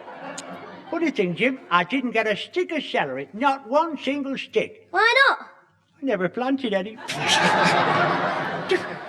Oh, excuse the joke, Jim. Why are you in such a good mood? Is it because Mrs. Twig's away in Liverpool? That's right, Jim. I'm taking advantage of the peace and quiet to do a few odd jobs. Is that why you want this trowel? Oh, good, you brought it. Your granddad forgot it. Oh, he's always forgetting things. If I've been out all day and he meets me in the street, he pats me on the head and asks me how my Grandad is. Hey, are you laughing or have you got a slow puncture?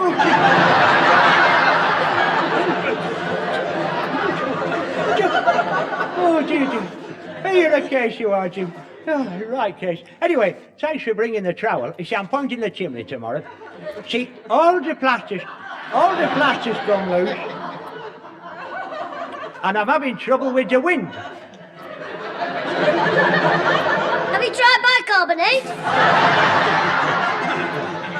Yeah, now, don't start me off again. Anyway, Jim, What's this favour you want me to do for you? Would you give a good home to a tired, worn-out old soapbox? Soapbox? Oh, I didn't see it in the dark there. What do you brought it round here for? For you to put in your greenhouse till Monday. You see, Charlie Thompson won't have it back now. Quiet, Jim, quiet. Shush, quiet. What's the matter? Down there. Can you hear that noise?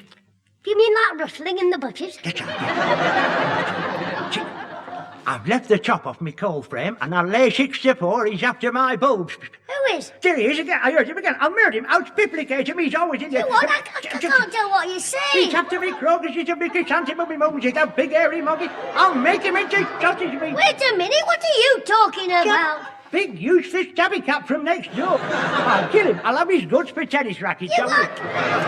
Oh, calm down. See, I'll get him, Jim. One of these nights when he's not looking, I'll get... Whoa. Calm down. Well, I'm sorry, Jim, but when I see that moggy in my garden, it's like a red rag to a bull in a china shop. Now, what were we talking about? My soapbox. Oh, your soapbox. You want me to keep it in my greenhouse? That's right. Only till Monday morning, then I'll get rid of it. Oh, well, that's different. Wheel it in, Jim. I'll lock it away till Monday. Oh, thanks, Mr. Twig. You're a pal. You won't tell anybody, though, will you? Jim, as the man said when he put the glue on his jam butty by mistake, my lips is sealed. Oh, good. I'll pick it up at Monday morning on my way to school and raffle it off in our class. Raffle it off? What, in school? Yeah, we're always doing it. We sell each other tickets for things we want to get rid of. Hey, Jim, that's an idea. You can have 2 raffles on Monday. What's that? Your soapbox and my missus.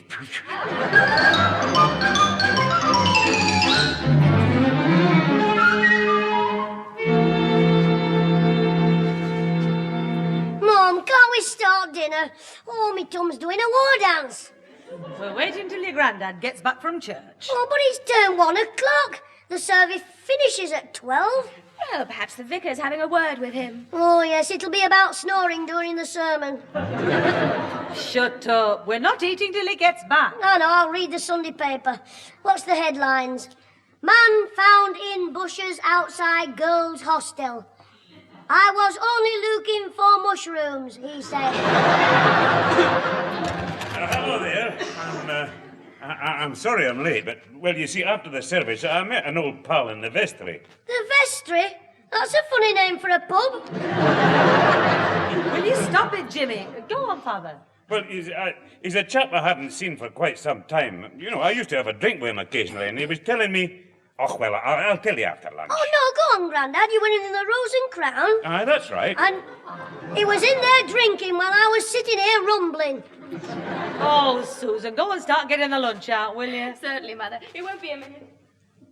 Now, finish what you were saying, Father. Aye, well, you remember this bloke, Pat, Jack Burns, the ambulance driver. He was telling me he took Tommy Twig into the hospital yesterday. Oh, dear, what's the matter with him? Well, he fell off the roof while he was pointing the chimney. That's Tommy Twig. Anything for a laugh. Jimmy, it's not funny.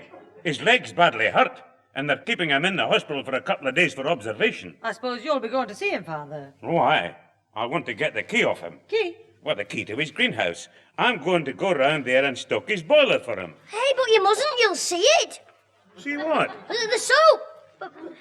Soap, Mum. I want to wash my hands before I stoke me have me dinner. Oh, I'll go and help Susan with her lunch. You'll be going to visit Mr. Twig tonight then, Father? Aye, Pat, before I go to the Rose and Crown. What time will you be going to the hospital tonight? Well, visiting time is 7 to 8. Good, I'll be there at 6. You what? Talfi's at 6 o'clock. We're going out. Oh, well, it's time for lunch. Come on, Jimmy, up the table. Yes, Grandad. If you get to that greenhouse before I do, I'll be eating at another table. The operating table.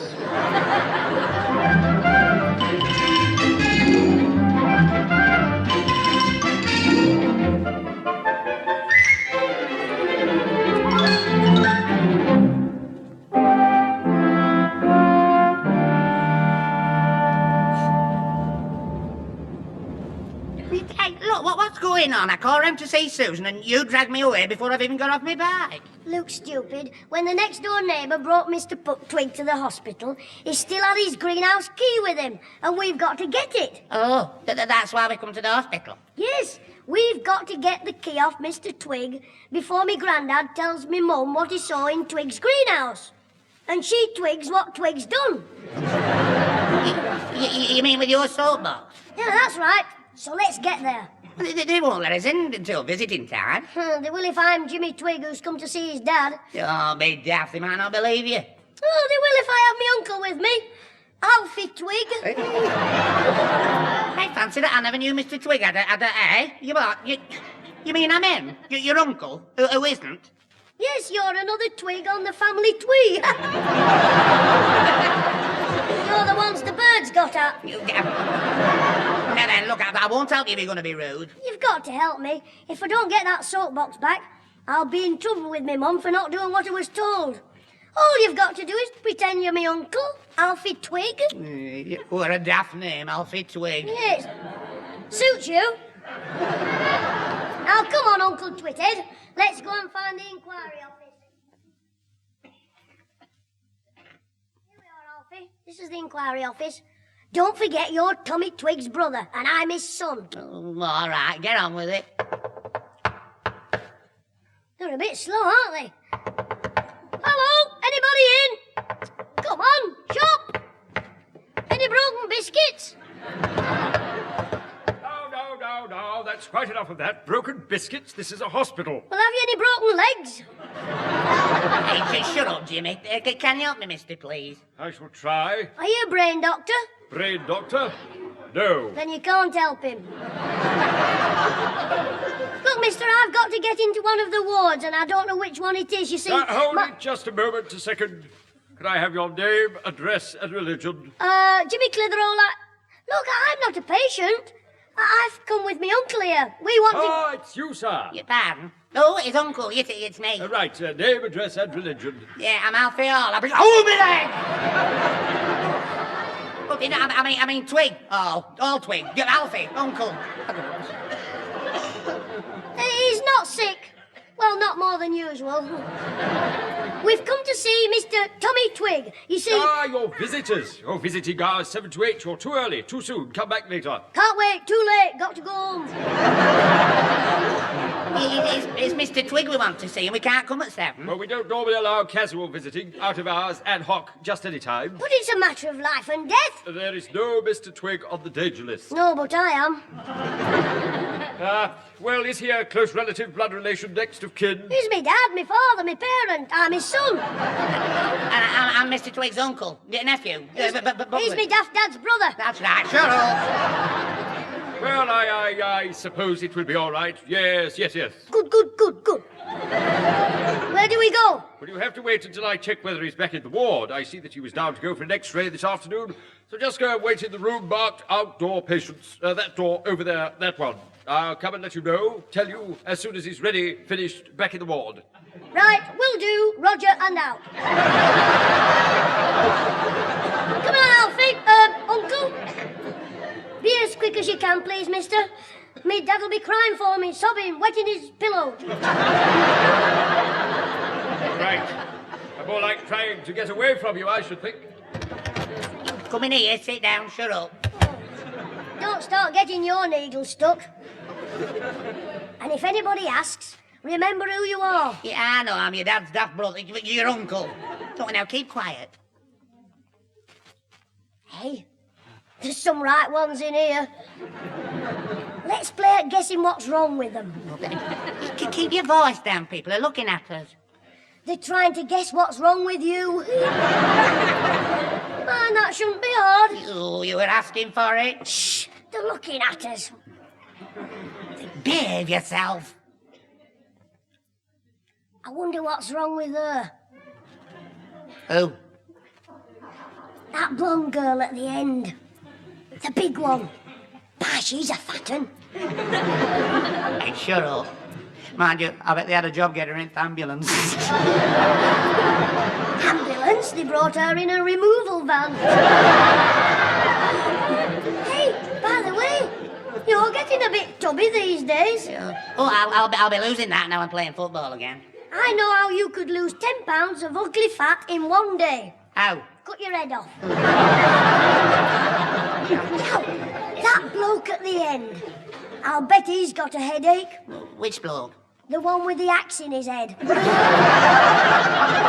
hasn't got accent. Oh, shut up with your daft games. Well, let's play hospitals. I'll be the doctor. Now then, young man, put your tongue out. Oh, I should leave it out. If you put that back, you'll poison yourself. Will you stop trying to be funny? No, young man, lie still. I'll just have a word with my partner. Dr. Eccles, I'd like your opinion. When I tapped the patient with my hammer on his head, his knee fell off. What do you think it is? All right, definitely. The case of the dreaded nudges. Definitely. Oh, look, belt up. We've had enough of your games. Oh, go and see that bloke at the inquiry office again. It's nearly 6 o'clock. Oh, we haven't been here 5 minutes. He said he'll come and tell us. Now, just be patient. Oh, all right. It's a bit miserable here, isn't it? Not even a telly. After an hour in this waiting room, you'd be glad to have an operation just to liven things up a bit. Don't talk soft. Look at the posters on the wall. Have you been immunized? Have you been immunized, Alfie? Well, when I was a baby. Oh, that's what did it. Be a blood donor. We need your blood. If you can't send it, one of our vampires will call for it. Where does it say that? Did I frighten you? Do you know what they do? They stick a tube in your arm and suck the blood out into a pint bottle. Ugh, shut up. That's what you give a pint. When Mr. Higginbottom gave one, my grandad said it had froth on. Don't be horrible. You make me feel awfully inside. You mean your stomach's laughing? Hey, you'd be no good as a doctor, would you? As soon as you started to operate, and the blood stopped... No, shut up! I don't even like to hear the word. What word? Blood work! Will you stop it? All right, I won't mention it again. What? Blood. Yeah. Just take a seat, Mrs. Prendergast. I'll ring the board and ask if your husband's conscious come round yet recovered. Oh, thank you very much. Baby is rather heavy. Yeah, move up, Jim. Sit down here, lady. Thank you. Can I hold the baby for you? Oh, would you? Thank you. Here we are. Come to Uncle Alfie. Oh, the pretty girl, Dan. The pretty girl. Ain't she laughing? Well, she's looking at your face. Would you keep her there a minute? I'll just go and get a drink of water. Yeah, that's all right. It's just through the door there. I won't be a second. Mrs. Prendergast, you can see your husband now if you go straight down to the end there. Oh, thank you. My poor Harry. She's gone, Alfie. Yeah, well, her husband... Hey, Mrs. your baby. Linda, she's here. You've forgotten Linda. Come back. Alfie, you've been left holding the baby. Oh, I reckon from the sound of it, you're holding the wrong end. There, Linda, now don't cry. Mumsy'll come back. You hope. Do something. Now, Linda. Now you're with your nunky. It's a good girl. Diddums want a mummy Dan. Well, Diddums doesn't want a nunky, that's for sure. Rock-a-bye, baby, on the treetop. When the wind blows... Oh, shut up before they arrest you for cruelty. Hey, stop your crying, clever boy. That was the singing. It was the shock. She's never heard a voice like that. Unless she was born on a farm. No, she was just getting a second wind. Alfie, try covering your face up. Oh, dear me. Oh, rock-a-bye, baby, on a treat you, naughty Linda.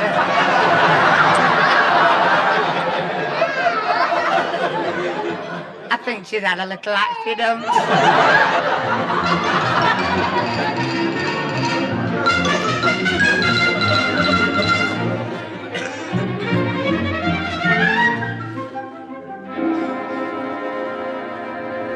Now settle down, Mr. Twig, and have a good rest. All right, you are, nurse. I'm ready for a snooze. Pardon?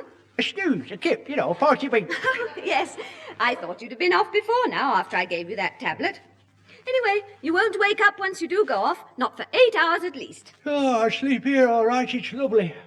I didn't know I'd get a room on my own in the hospital. I feel a proper aristocrat. Well, it's only for a day or two.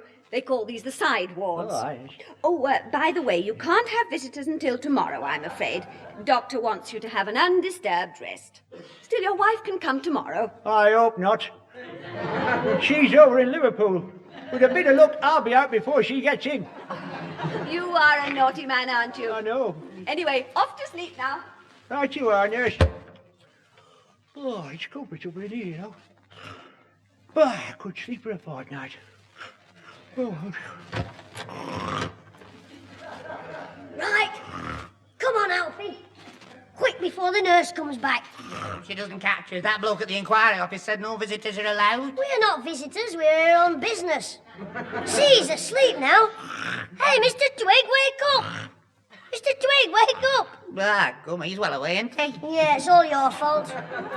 We'd have caught him while he was awake if you hadn't gone the wrong way. Oh, you weren't sure. No, but you were. First left, first right, down the corridor, left again, and we're there. We were there, all right, in the maternity ward. I think you've got babies on the brain today. All right, now stop nattering and wake Mr. Twig up before that nurse comes. Right, pass me that jug of water. You're not throwing a jug of water on him. I'm only going to dip my fingers in and sprinkle him. Pass it over. All right, but be careful. Here we go. Come on, Mr. Twig, wake up, wake up. What's it? Oh, it's raining again. Let's have another dip, Alfie. Come on, Mr. Twig. I christen you Tommy Van Winkle. It's no good. I'll give him a shake. Come on, Mr. Twig, come on. The roof's falling in. Fire! Come on, let's have you. Hey, Missy, stop smacking me. Oh, you'll never wake him. Hey, steady on, you'll knock him unconscious before you wake him. I mean, after you knock him, wake him. Pull him out, we'll walk him up and down. He's got a bad leg. Well, make him up. Will you wake up, Mr. Twig? Ooh, hey, I'm hurting my hand. It's no use. Pass that jug, I'll give him the lot. What on earth are you doing? Who are you? I'm Mr. Twig's son and he's... His daft brother, Uncle, Mr. Twig. I don't care. You're not allowed in tonight. Get out. Well, it was the keys to his greenhouse we wanted so we can look after his plants. They might die. Yes, if his grandfather finds it. I mean... There are no keys here. The lady who came with Mr. Twig, his next-door neighbour, I believe, she took his clothes and things back with her. What? And we've gone through all this for nothing. Come on, Alfie, let's get to the woman. Oh, hello there, Jim. Oh, just waiting. What's good? Oh, well, it's nice of you to come and see me, Jim. Oh, get to sleep.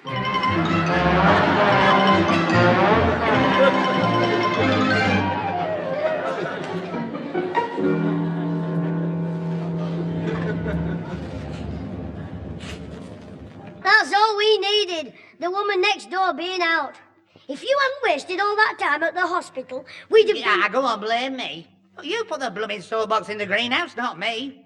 I don't even know why I'm here. Because your father didn't have enough sense to shoot the stalk. Now listen, you. I'm sorry. Come on, let's see if we can break into the greenhouse. We're not breaking anything. Hey, look, there's a light in the greenhouse.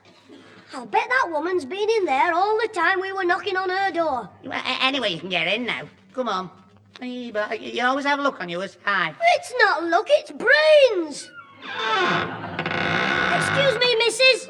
Oh, heck. Jimmy, What are you doing here? Grandad, what are you doing here? Your granddad asked first. Oh dear, it's Grandad, Mr. Trouble. Mr. Sinclair. We just thought we might have a look at Mr. Twig's plants, didn't we, Alfie? Yes, before Mr. Sinclair found a my leg. Sorry, Alfie, the door blew back. Well, I told you I was going to stoke up Tommy's boiler. Yes, but you were going to the hospital first. Well, they told me he can't have any visitors. Anyway, the lady next door had the key. Well, now you're here, you better give me a hand. Yes, me and Alfie will move some of this rubbish out. Grab the wheels, Alfie. No, I want that old box. But it's a soap box, Jim. Hold me other leg. Well, obviously Tommy had it here for firewood. Now, hold that in, Jimmy, while I chop it. But you can't chop this. It's what? It's firewood. I'm holding it. It should burn a treat, this old box. Oh, heck. 10 bob up the Swanee. After all I've been through. Somebody up there doesn't love me.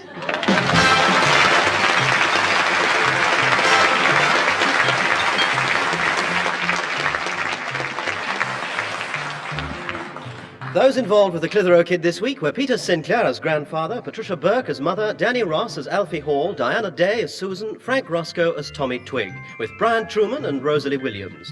The recorded programme was written by James Casey and Frank Roscoe, produced by James Casey, and starred Jimmy Clitheroe as the Kid himself.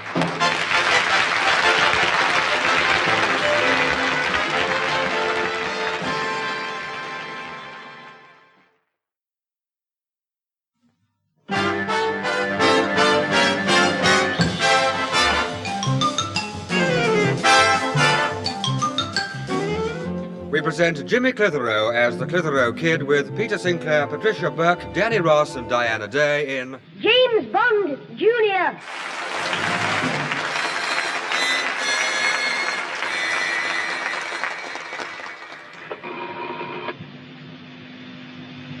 Hello? Is that Elsie Goldfinger, the crook who kidnapped the jelly babies? This is Secret Agent James Clitheroe. My number's 007, and your number's up. Listen, pudding face. You know you were bragging that your dad was taking you to see James Bond in Goldfinger tonight? Well, I'm going as well. My mum's taking me. Jerry, are you still on that phone? I'm talking to Ozzy. Look, I want to use that phone and I'm in a hurry. I was here first. Listen, Ozzy. You'll be scared to death tonight. There's fighting, shooting, knifing, screaming. And that's only the newsreel. Jimmy, I want to use the phone. I want to ring Alfie before he leaves home. I'll have to go, Ozzy. Alfie's leaving home. Give me that phone. All right, keep your curlers in. I'll see the pictures tonight, Ozzy. Ta-ra!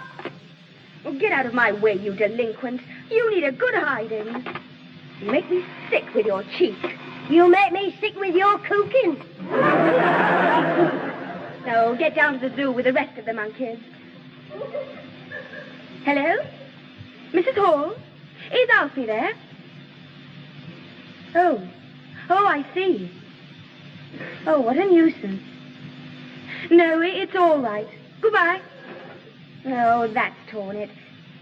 Jimmy, would you do me a favor? You what? Alfie's gone to see his pal, Tommy White, to get his motorbike fixed. Would you take a message round to him for me? Who, me? Your cheeky brother? The delinquent who wants a good hiding? Oh, all right. Will you go for me? Sorry, Susan, dear, but I'm just going to the chimp tea party. With all the other monkeys. All right, I apologize for what I said. Now, will you go? You'll have to ask me nicer than that. Oh, please, Jimmy, will you go this errand for me? That's better. You'll go then? No. Why can't you go? Because I just washed my hair. It's wet. Well, come outside and I'll hang you on the clothesline. I'll give you such a smack in a minute. Oh, are you two at it again? I wanted to phone Alfie urgently, and he kept talking to Ozzy about the pictures tonight. If he doesn't behave, he won't go to the pictures.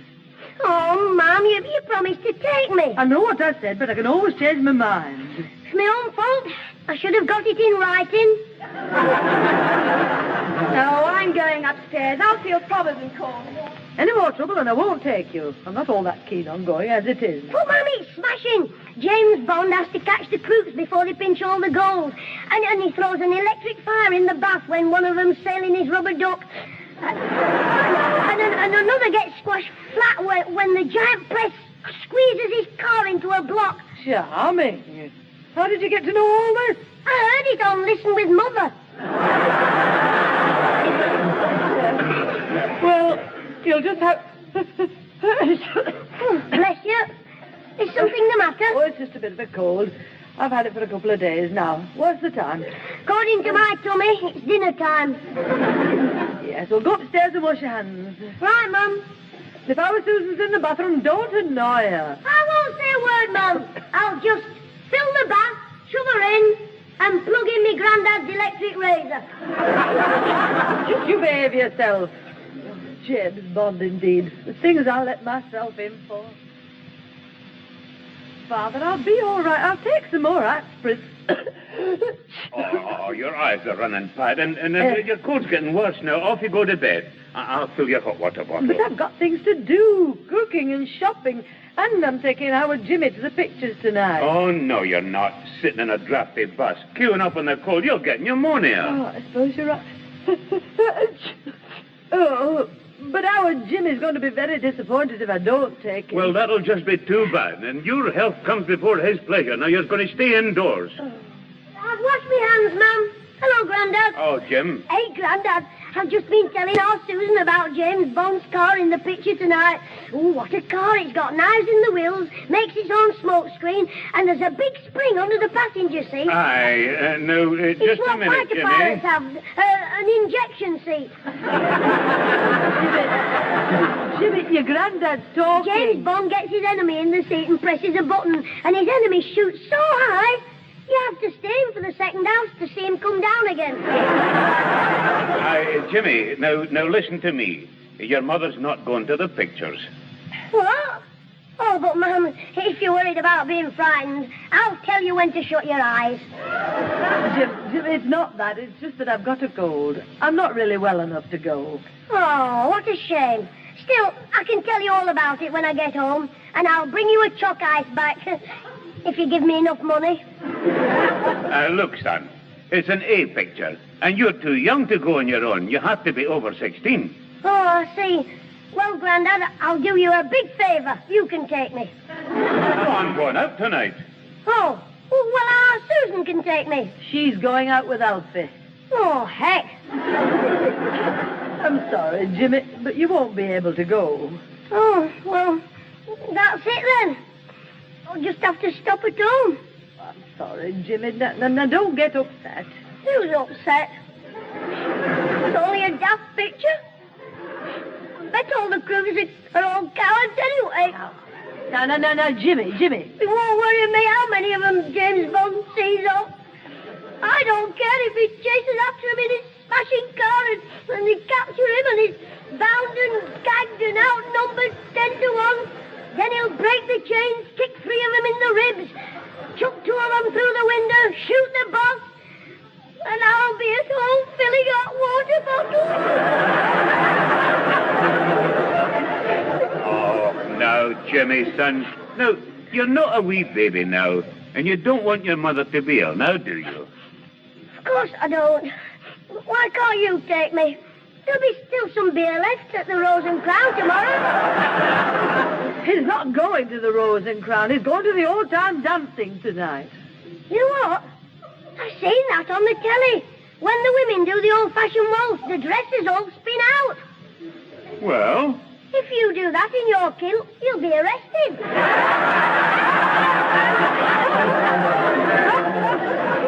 Does anybody mind if I go to bed? Off you go, Pat, and I'll make you a hot drink, and we'll get the doctor. Oh, I don't need a doctor. I'm not that ill. I'm not taking any chances. Now, off you go. But what about the lunch? Susan can make the lunch. In that case, we'll all need the doctor. Right, then I'm going. Oh, yeah, I do feel a bit sick. Now, right, Jim. The number's on the pad, and you phone Dr. Jackson, and I'll be in the kitchen. Right, Grandad. I'm fed up. No James Bond. And I've got to eat our Susan's lunch. The way she cooks, I think she's the one who's licensed to kill. Where's that phone number? Let me see. Off license, betting shop, greyhound track, vicar. Vicar? What's he doing with that lot? Oh, here we are. Dr. Jackson, Central 5634. Oh, heck, what's this? Hello. Hello, is that you, Jimmy? Who's that? You sound just like that twit Alfie Hall. That's who I am. Yeah, I want to speak to Susan. You can't. She's upstairs, and I've got to phone the doctor. Doctor? Is something the matter with Susan? Yes, it's her face. What's wrong with it? It keeps stopping all the clocks. Oh dear, that sounds pathetic. Hey, I'll pump you when I come round there. Listen, tell Susan I didn't call this morning because of my bite. Yes, well, get off the line. This is urgent. Wait a minute. I'll be round this afternoon. I'm at Tommy White's. He's fixing me broken spindle. Oh, is he a doctor? No. Oh, he's a vet. Yeah, will you give over? No, he's a mechanic. I'm at his house. Now listen. There's somebody at the door. Can I come in? It's Mrs. Butterworth from next door. Hang on. Hello, Jimmy. Hello, Mrs. Butterworth. Come in. Oh, thanks, Jimmy. I've just brought you these half-dozen Eccles cakes I've made for you. Right, put them down there. I'll eat them later. Oh, you do like your little jokes. Yes, and I like my Eccles cakes as well. Excuse me. Hello, Alfie. Hello. Did you get what I said? Is your granddad in? Yeah, I'm at Tommy White's. Yes, he's in the kitchen. No, he's not. He's in the tool shed. Oh, shut up and get off the line. Hey, now listen, Jimmy. Oh, Jimmy. Yes, Grandad. I'm not your granddad. I'm Alfie Hall.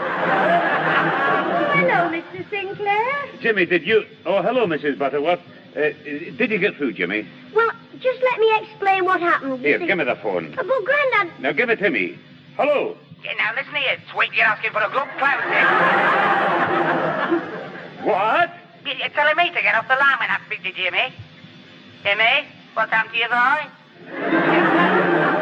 That's not Dr. Jackson. No, it's Dr. Hall. Alfie. I'm getting Susan's clock mended. No, you see, it stopped and I can't ride it. Me bike, so I won't be round till this afternoon. And I'm sorry I said Sweet, but I thought it was your Jimmy. Goodbye, Mrs. Sinclair. Oh, he gets balmy every day. Oh, was that the doctor? Yeah, Zulu Alfie, the witch doctor.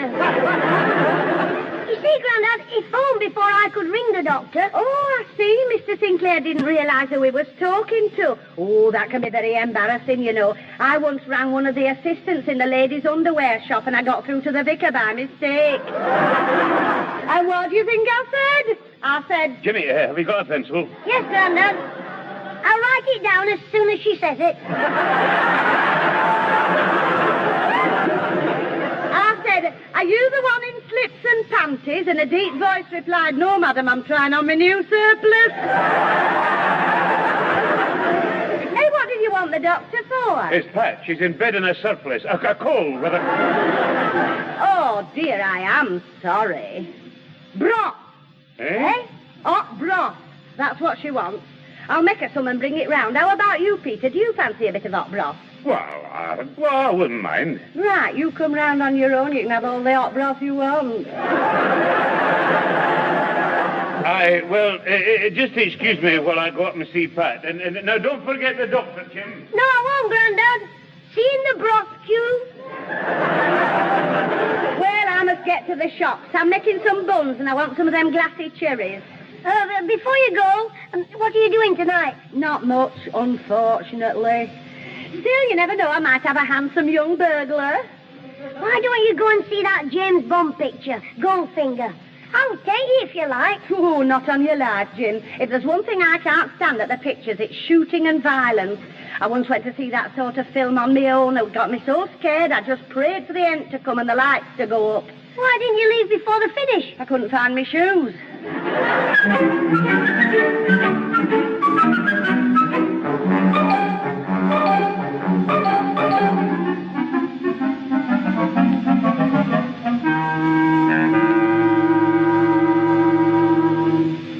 Hello, Susan.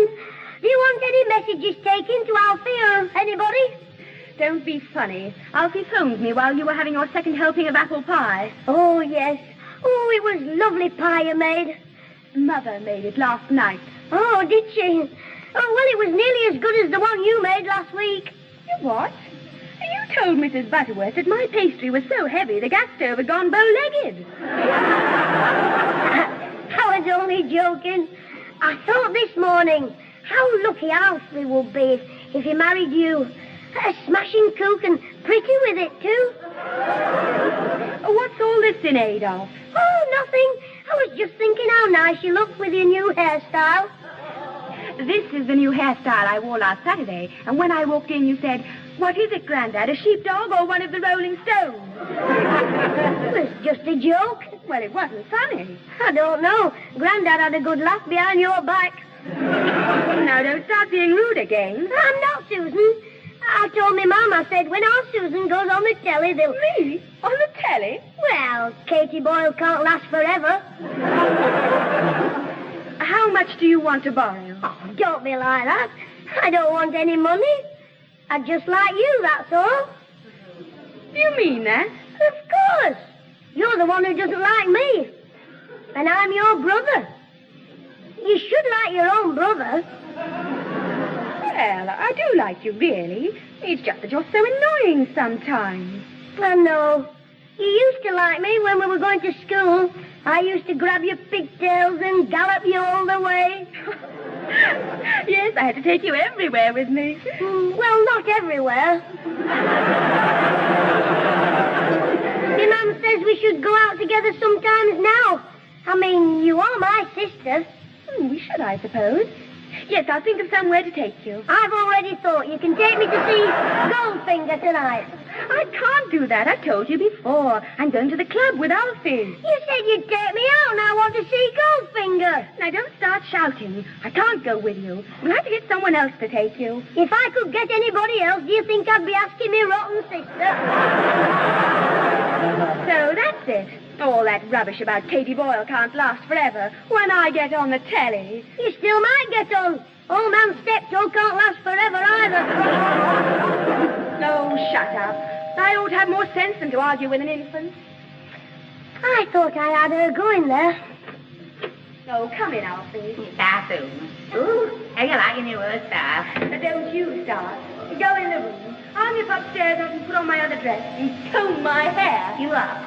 That, well, I'm sorry. I mean, what did I say wrong to? Oh, she's gone. Come in here, Alfie, me old pal. You're right, Jim.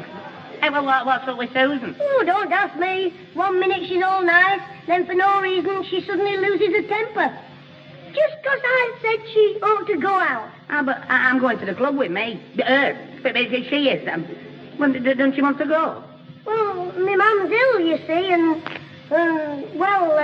Susan wants to stay and look after her. Does she? You think that's it? Well, it must be.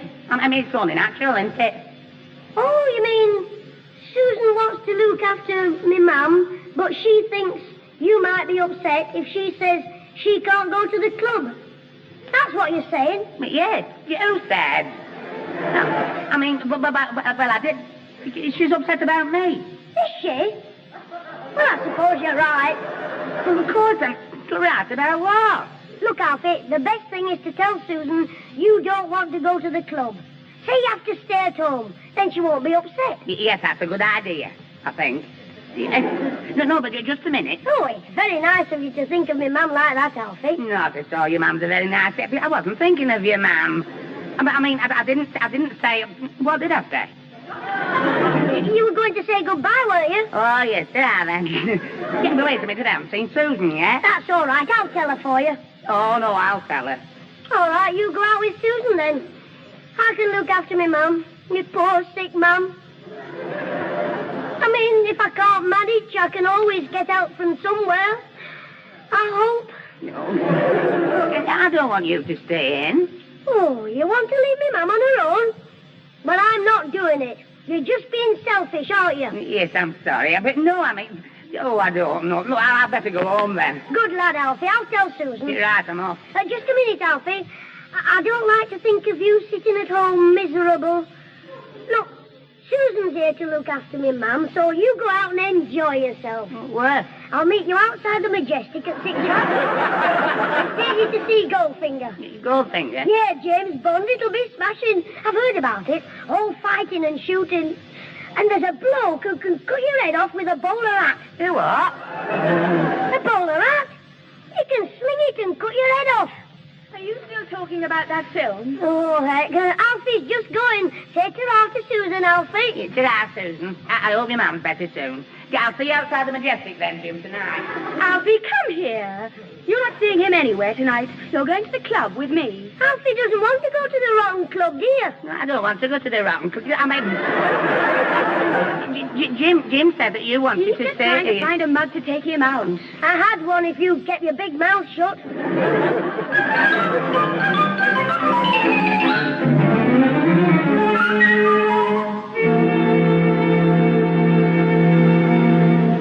Well, I've tried the doctor, the policeman, and the vicar, so this is the last hope. Higginbottoms. What was it my granddad called it? Oh, yes. Dartmoor without balls. Yes? Oh, it's you, is it? Hello, Warder. Mr. Higginbottom. Well, what mischief are you up to? You will have your little joke. I've come to do Ozzy a good turn. Do us all a good turn. Emigrate. You are a funny, aren't you? I'm a funny what? I'm not sure. I mean, comic, you know, happy, cheerful. Yeah. Look, if you've got something to say, say it. But before you do, the answer's no. Now, what is it? Has Ozzy had a wash yet? No, what do you mean? No, I mean, is he ready to come out? I want to take him for a walk. A walk? Yes, have you got his lead?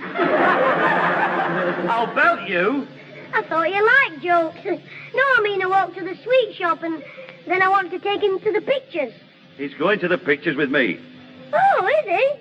That's a coincidence. I wanted to take him to see the James Bond picture. That's where I'm taking him. Well, would you believe it? Oh, tell you what, why don't we all go together? Because we're going on our own. Don't pretend you don't know. Ozzy told me you were going with your mother. Well, I was, but she's sick. Oh, sick of you, I should think. No, she's got a cold, so she can't take me. Oh, so I was the second choice, was I? No, you were the ninth. Nicest. Why doesn't your grandfather take you? He's going to the old-time dancing. Oh, and he sent you around here to spoil my night. No, that was my idea. What do you mean, spoil it? Did he give you any money? No, I had... I see, and I'm going to take you and pay for you, eh? Oh, thanks, Mr. Higginbottom. What time shall I come back? About 1973. Right, what? Take you? I'd sooner take the ragman's donkey. Oh, that's different, Mr. Higginbottom. I didn't know you were taking a friend.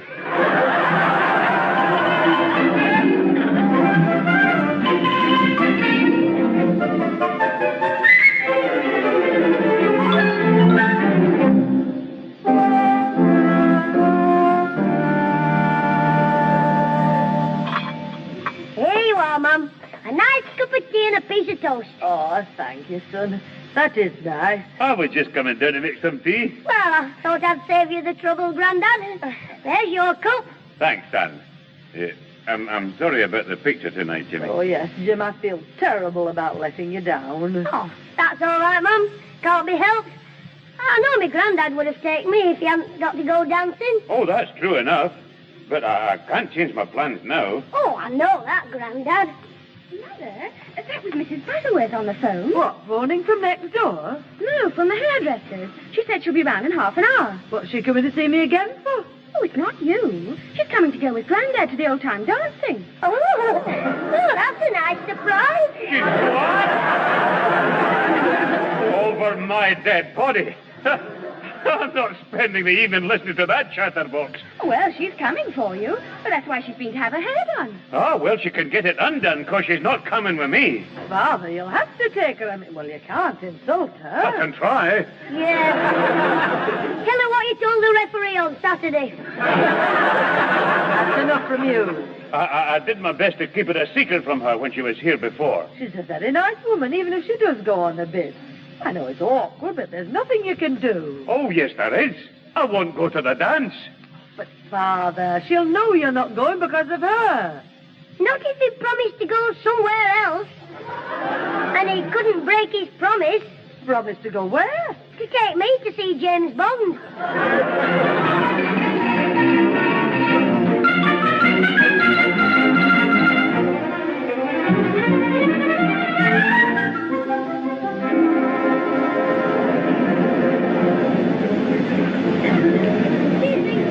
Forget that, please. Excuse me, please, mister. Oh, sorry, mister. I mean, Mrs. Excuse me. Here we are, Grandad. You had no lemonade, so I got you peanuts, chocolate, and an iced lolly. I don't want any of that stuff. Oh, well, I'll have to eat them. You have my tub. Banana, the flavour of the month. I don't eat ice cream, as you know very well. All right, I'll force it down. Shall I get you something else? Not likely. I'm nearly broke as it is. 7 and 6 for a seat. This James Bond fella, he'd better be good. Oh, he's smashing. He has a car with a machine gun in the front, and when he presses a button... Do you mind? I've paid 7 and 6 for each of us to see the film, not to hear you talking about it. Sorry, Grandad. Hey, it's lovely up here in the circle, isn't it?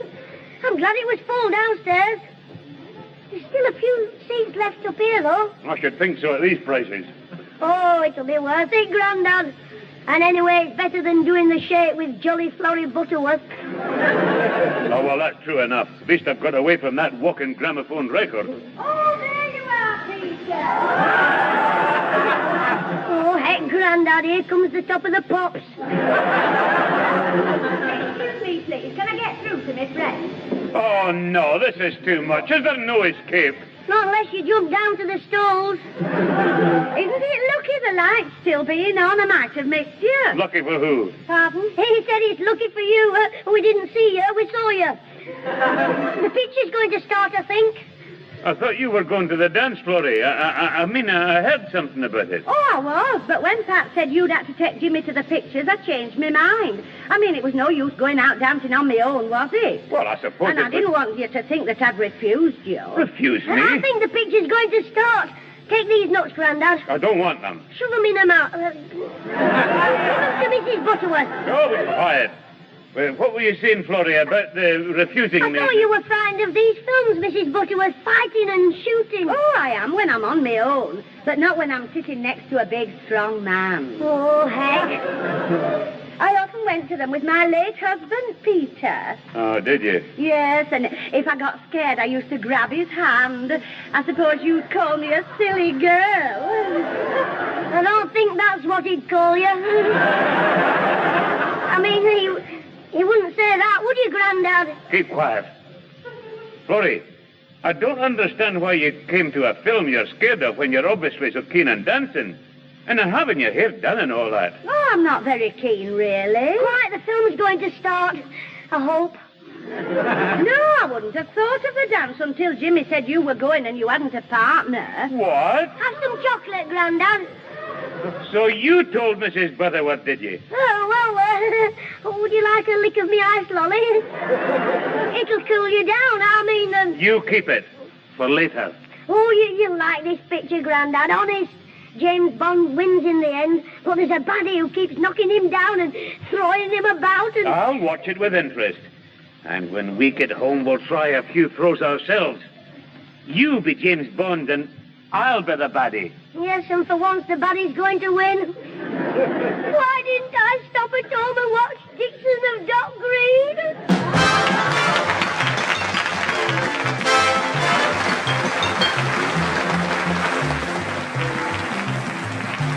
Those involved with the Clitheroe Kid this week were Peter Sinclair as grandfather, Patricia Burke as mother, Danny Ross as Alfie Hall, Diana Day as Susan, Tony Melody as Mr. Higginbottom, and Molly Sugden. The recorded program was written by James Casey and Frank Roscoe, produced by James Casey, and starred Jimmy Clitheroe as the kid himself.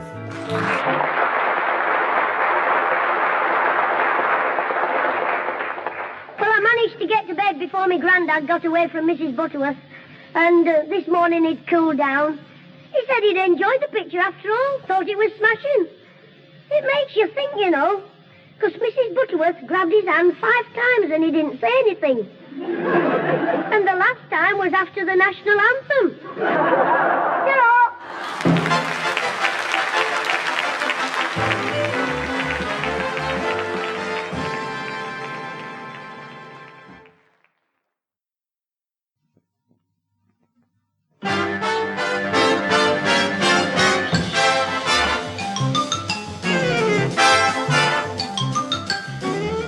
We present Jimmy Clitheroe as the Clitheroe Kid with Peter Sinclair, Patricia Burke, Danny Ross and Diana Day in... The Kid Makes History.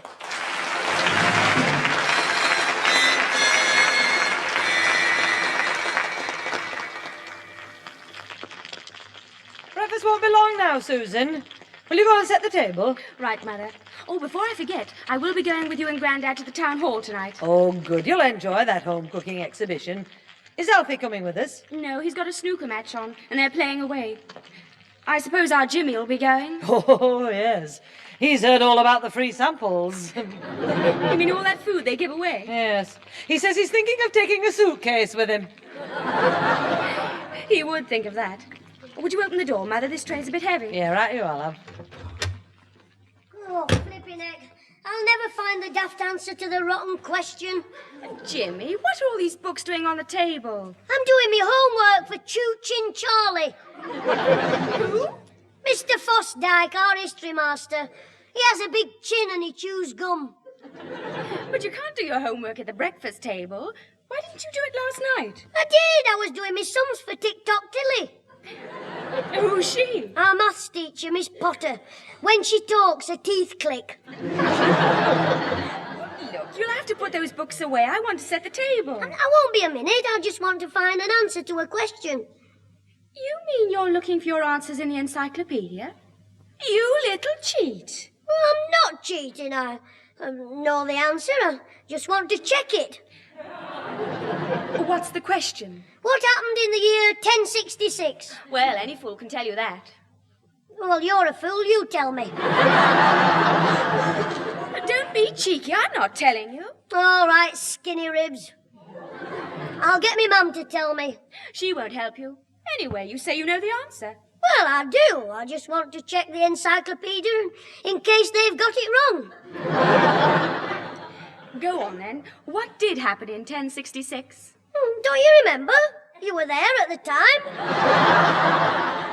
Just tell me your answer.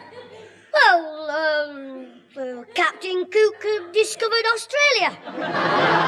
What? Of all the silly answers. In the year 1066, Captain Cook discovered Australia. Oh, very funny. Here's your breakfast, Jimmy. Thanks, Mum. Hey, do you know what our Susan just said? In the year 1066, Captain Cook discovered Australia. What? Oh, Susan, even I know that. 1066 was the Battle of Hastings. Thanks, Mum. Who said she wouldn't help me, scraggy neck? Mother, you've just given him the answer to one of his homework questions. Oh, get back in your nest. Stool pigeon. That'll do. Are you still doing that homework? Well, I've got to get it right. I've got to see my form master today about it. Who, Mr. Finnegan? Yeah, Sammy the Snitch. I've told you before about using that name. Well, he's got a big nose. Oh, but you needn't worry, Mum. I don't call him Sammy the Snitch anymore. Well, thank goodness for that. No, I've got a new name. Percy the Human Pelican.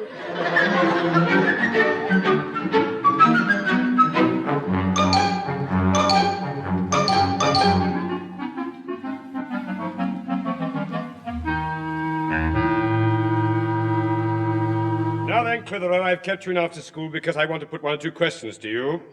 Well, fire away, sir. If you never ask, you never learn. Do you want me to give you the cane? That's an easy question. The answer's no. Then behave yourself. Sorry, Mr.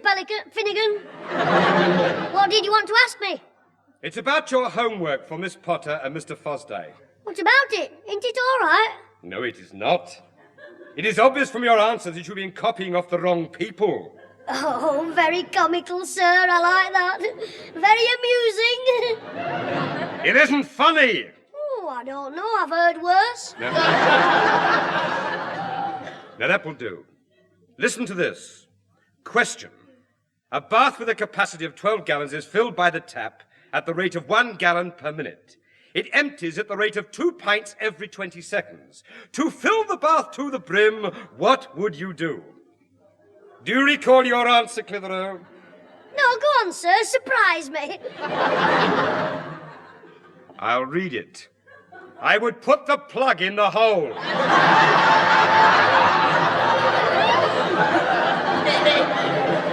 Well, you must admit it makes sense.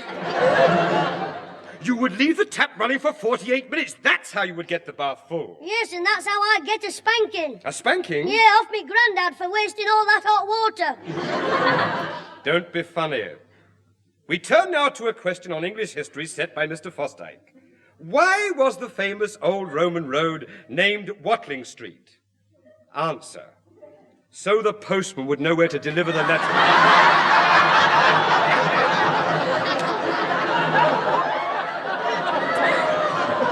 Well, if they didn't give the street a name, he wouldn't be able to find it. Clitheroe! And think of the mix-up with the Christmas parcels. He'd probably finish up delivering a dog collar to the fish shop woman and a pair of bloomers to the vicar. Now, you be quiet and listen to me. Starting tomorrow morning, you will bring your homework to me. And if it doesn't improve, you will report here every Saturday morning for a month for detention class. What? But I go to the pictures Saturday mornings with my pal Ozzy. You'll be spending your Saturday mornings with me. All right, but you'll have to buy your own peanuts. Look, what is your homework for tonight? I don't know. I wasn't in class when they gave it out. Oh, where were you? I asked to leave the room, and while I was in there, somebody locked the door, and I couldn't get out. You mean you were locked? You were locked in the. Yeah, and it's not much fun spending half an hour locked in the. Well, get the questions from Oswald Higginbottom and see that you work harder than your efforts recently have been quite atrocious. Well, I'm sorry, but it's the best me grandad can do. I can do. Tomorrow morning I shall be waiting for you, 9 o'clock sharp, in my study. Now off you go, Clitheroe. Yes, Mr. Pelican, Finnegan. He'll be waiting for me, 9 o'clock sharp, in his bird cage.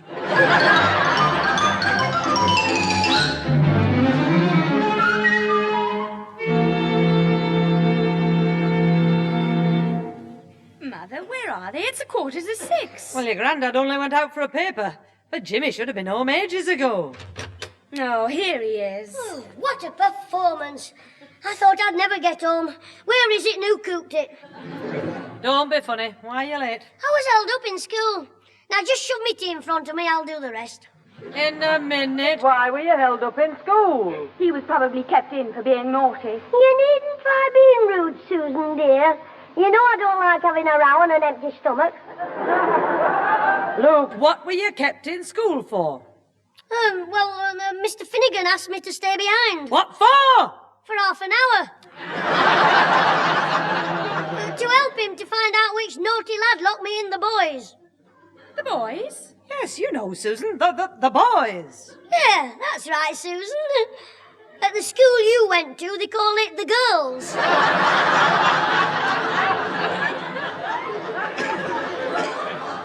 Now listen, is that the only reason you were kept in, Jimmy? Yes, can I have me tea? We'll have to hurry if we're going to the town hall. We'll go just as soon as your grandad gets back. Good. I'm glad you're going, Susan. You'll be able to show him how you make that special stew. The one my granddad uses for killing his green fly. Oh, shut up. Oh, there you are, Jimmy. Now, what were you? All right, I'll talk to you on the way to the town hall. You're not going to the town hall. Why not? I've just been talking to Mr. Finnegan. Oh, heck, bang goes me free sausage rolls. What's the matter, Father? It's that wee scamp. Did you know Finnegan kept him in after the school today? Yes, he told us. It was to do with him being locked in the... He was kept in because of his homework. All his answers are wrong, and I've been helping him. Oh, well, that explains it. Shut up. What did Mr. Finnegan say, Father? Well, apart from saying I've been helping him, He said our Jimmy's going to be bottom of the class the way he's going. Mr. Finnegan said we're to see that Jimmy gets the homework questions from Ossie and spends the evening working on them. Don't worry, he will.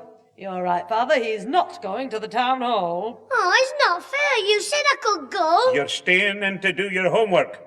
And if it isn't finished properly by the time I get back, I'll get my slipper to you. Now do you understand? All right, but this is Daft Finnegan's fault. I hope that old pelican gets foul pest.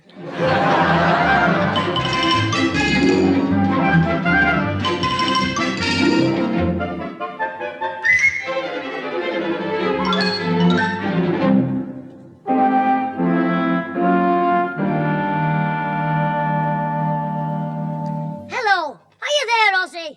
Hello. Hello. Oh, heck, why don't they answer? I'm never going to get the rotten questions at this rate. Hello! Come on, Ozzy. What's that funny buzzing noise? Perhaps he swallowed a bee. Oh, heck, what's the use? I'm coming. Hello, Jimmy, it's me. Alfie, what are you doing here? I've called to take Susan to the pictures. Yeah, daft thing, she's gone out. Well, that's all right. We don't have to be there till 7:15, so I'll wait. For about 25 hours? Yeah, you what? You're taking her out tomorrow night, not tonight. Give over. We arranged it all. I was playing snooker tonight, but they altered the day because it's an away match and some of them can only get off early on early closing night, so now I'm meeting the team on the coach at 6 o'clock on Thursday. And it's now 6:30 on Thursday. Yes, so there you... Is it? Yeah, today's Thursday, you dope. Oh, I can miss the boss. Oh, you missed it years ago. Your head's like Ozzy's phone. You what? That's out of order as well. Look, before I thump you, tell me what you're going on about. I want to ring Ozzy for me homework questions, but every time I dial the number, I get a funny noise. Oh, well, I'll tell you what you want to do. Ring the post office and ask them to test it. Your head? Yes. No. Ozzy's phone. Well, what's the number? Central 5753. Right, I'll show you what to do. Yeah, all you do is dial O. Oh. That's right, O.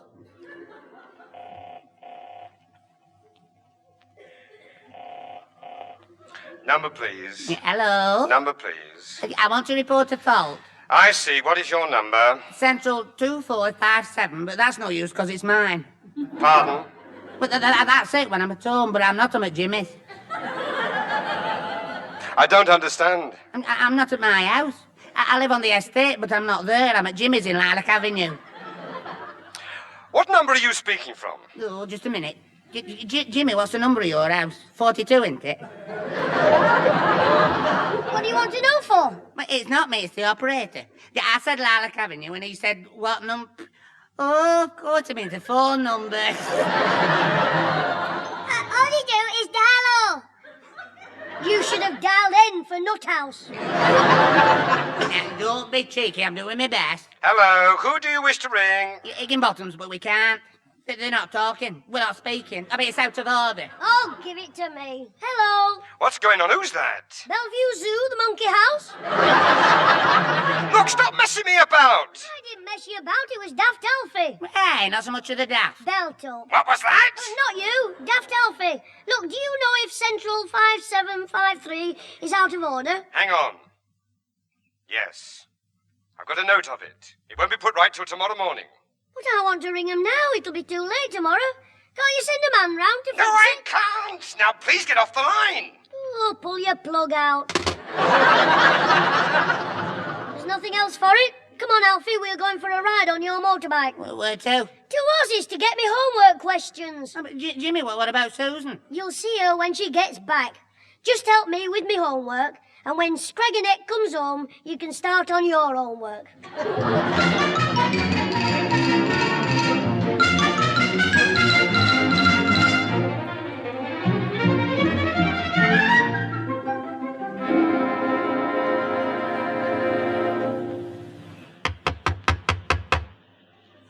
It's no use going on knocking. There's nobody in. Oh, heck. I've got to get them homework questions from Ozzy somehow. You can't if he's not there. No, but I bet his boots are. Let's go round the back and see if there's a window open. Yeah, not likely. You're not breaking in the house, Mr. Higginbottom, and murder you. All right. I I'll stay here, you go round the back and get in. That's better, I'll go. Oh, no. I'm not getting into bother with Higginbottom. I'd sooner tackle a wild bull. He just shouts a lot, he's got a big mouth. Ah, well, I'm not putting my head in it. Putting your head in where, lad? In your mouth. Hello, Mr. Bull. Higginbottom. You what? The letterbox, he was looking through it. Yeah, I couldn't get my head in. But see it. Go through it. Don't bother. What are you doing here, Clitheroe? I came to see Ozzy. Well, he's out with his mother. They're doing some Christmas shopping. Is that where you've been? Is that bottle a present? This is a bottle of turpentine. I thought you drank beer. Sure. Look, I'm in the middle of decorating the front room and I ran out of turps. Anyway. Clear off, I've got work to do. But I've got to get the homework off Ozzy. You will not. I told Ozzy not to let you copy off him anymore. He's been a fool too long. Well, he might grow out of it. What? He meant he's grown. You're up. But Jimmy doesn't want the answers to the questions. He wants the questions to the answers. What it is. The homework. The questions. Alfie, try talking through your nose and give your mouth a rest. Look, Mr. Higginbottom, all I want is to find out what homework we've got to do tonight. Can I come in and look at Ozzy's notes? Oh, all right. I'd forgotten. You can't copy Ozzy's answers. He's not doing it till he gets back. Thanks, Mr. Higginbottom. Come in, then. And you, Alfie. All right, yeah. His books are in the living room there. Right, Mr. Higginbottom. Come on, Alfie. And don't make a mess. I'm going to the front room to mix these turps into the paint. Don't make a mess, he says. Ooh, look at this room, Alfie. I wouldn't call this a living room. Oh, it'd be all right to live in if your name was Porky. They don't eat here anyway. Well, how do you know? There's no trough. Hey, shut up, he might hear you. Look for Ozzy's books. Hey, Alfie, look at this picture. What is it? I think it's a photo of Mr. and Mrs. Higginbottom's wedding. She doesn't half look little and fat next to him. She looks like a bell tent next to a telegraph pole. Hey, stop it. You're supposed to be finding Ozzy's. Oh, here they are. Oh, Alfie, look at the hat on this woman next to Mr. Higginbottom. It looks like a fruit salad on a stick. Yeah, I've got the homework book. Let me see here. Oh, it's a story after that. Imagine you were with Hannibal when he crossed the Alps and write the story in the form of a diary. Hey, Jimmy, that's not easy, is it? Oh, never mind that for a minute. Look at all these photos. Look, Mr. Higginbottom and some women on the sands with donkeys. And don't ask me which are the donkeys. Yeah, it's not all that easy to tell. Hey, look at that funny-looking woman there. That funny-looking woman is my sister. It's Mr. Higginbottom. I didn't mean to say... Which is your sister, Mr. Higginbottom? There, on the right. Oh, Alfie didn't mean her, did he, Alfie? No, oh, no. He meant the one on the left. Yes, that's a funny-looking one. That's my mother. Oh, Look, get out. Come on. Both of you. Clear off. Prying into people's things. But I haven't finished copying the homework down. That's too bad. With a bit of luck, you'll get the cane. Now, get out. But, Mr... Out, I said. Oh, come on, Jimmy. Let's go quick. I saw the questions for your homework. Oh, all right. I'm coming. I'm sorry, Mr. Higginbottom, for looking at your funny family. But saying it. I knows to blame, Alfie. Clitheroe there. What? Don't blame me because you've got a funny family. Blame your grandfather.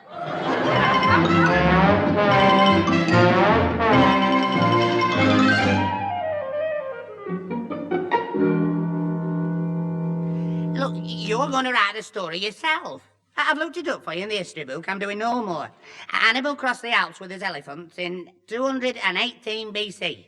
I knew that. We did it last week. But that's all I remember. Nobody knows what happened every day. You just have to make it up. You know, like a diary. Hey, I wonder where he got his elephants from. Oh, he bought them, I suppose. Don't be daft. You can't walk into a shop and say, 3 dozen elephants, please. Don't wrap them up, I'll take them with me. Well, he didn't grow them, did he? I bet he bought them off a circus. A circus? Yeah. No, he'd attack the circus and pinch them with the trainers. Hey, how about that? What? I'll make up a story where I was the elephant boy in a circus. Sabu Jim. All of us could be in it.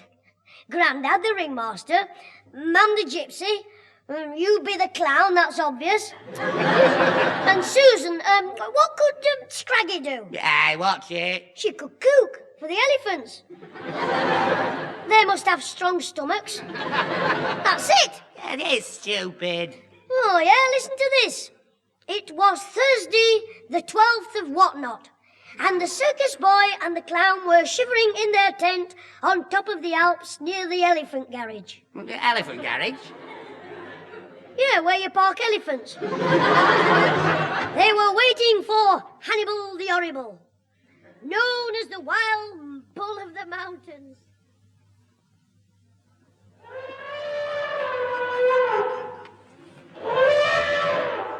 Alfie, open the tent flap. What for? I think our Susan wants to come in. Now, don't be funny, that's one of your elephants, Sabu. Let's see.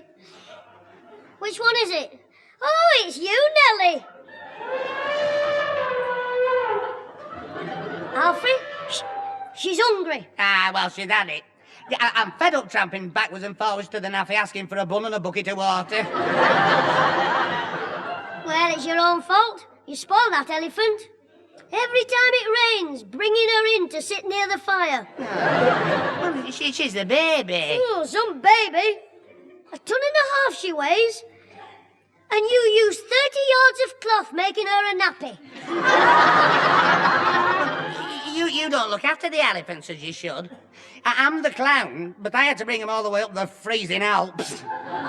It was no joke. Perched up on an elephant with the snow swirling around me howdah. All right, I asked you to bring them up, but you didn't have to teach them daft tricks, teaching them how to waltz. What's wrong with that? Who wants to dance with an elephant? You're on again, are you, Sabu? Just because Alfie teaches them tricks better than you. Who asked you, Scraggy? Get cooking some of your elephant swill. Anyway, Alfie's got flat feet. That's how daft he is. How does that make him daft? You didn't see how he got his flat feet. I ask you, telling an elephant to sit while he was standing underneath it. Jim, that's a ringmaster, your granddad. Sounds like elephants to me. I mean, he's bringing them up for Hannibal's inspection. Yes, that's your job, not Granddad's. He rounds them up quicker. 1 toot on his bagpipes and they run for their lives. Elephant! Elephant! Halt! Halt! Halt! Whoa! Whoa! Whoa! Whoa!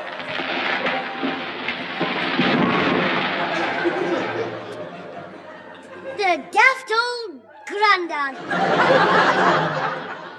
He's knocked the cook house down again. Oh, Tony, I'm sorry about the cookhouse, son. The elephants didn't hear me. I think the wind's in the wrong direction. It must be. If they'd smelled our Susan's cooking, they'd have run the other way. Oh, the crystal ball tells me trouble is on the way.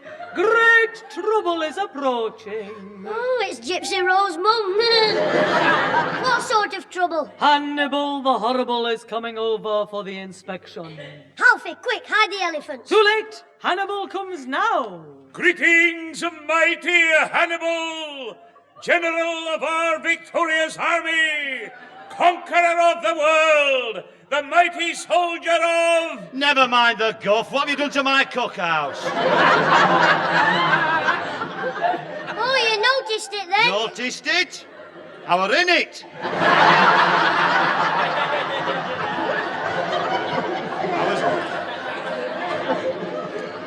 I was just getting stuck into a plate of sausages when the roof fell in. And when I came round, one of your thieving elephants has eaten all me bangers.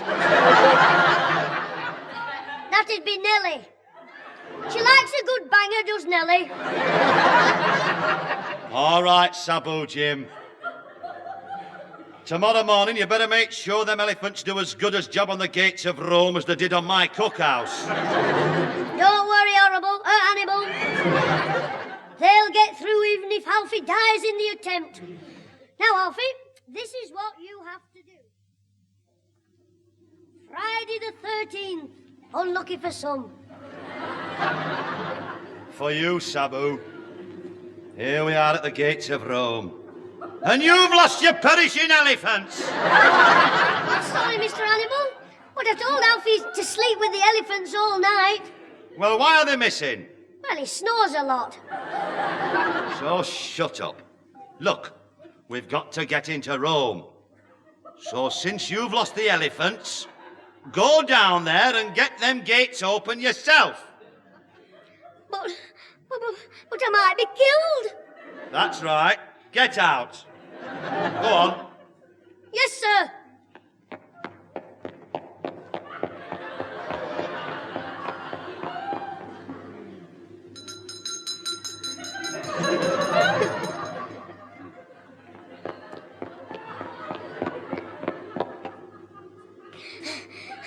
There's nobody in.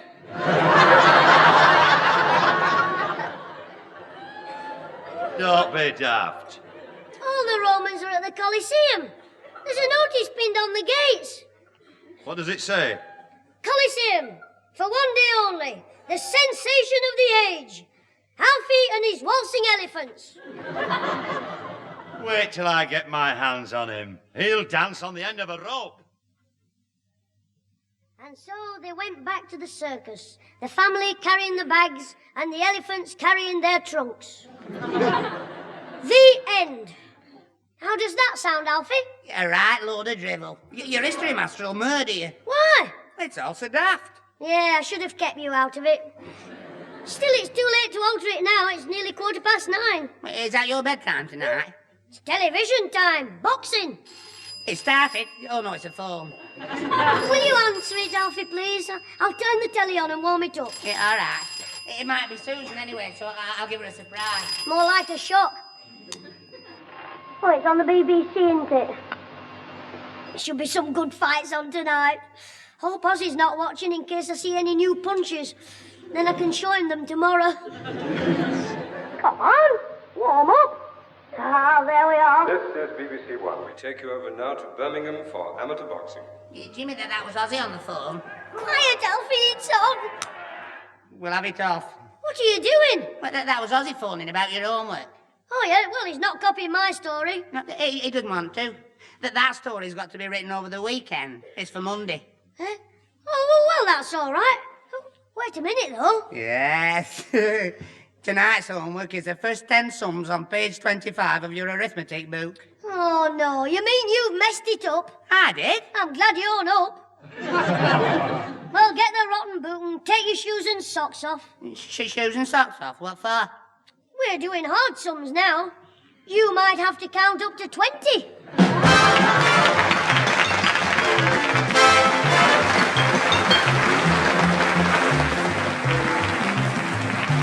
Those involved with the Clitheroe Kid this week were Peter Sinclair as grandfather, Patricia Burke as mother, Danny Ross as Alfie Hall, Diana Day as Susan, Tony Melody as Mr. Higginbottom, and David Case as the teacher.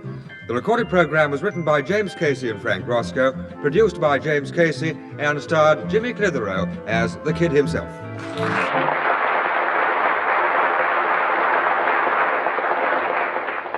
Alfie did the sums for me. Well, it was his fault. I did the wrong homework. He finished just before Grandad got back. Grandad was quite pleased when he checked them. He said 5 right out of 10 was average for a boy of my age. I wonder what that makes Alfie.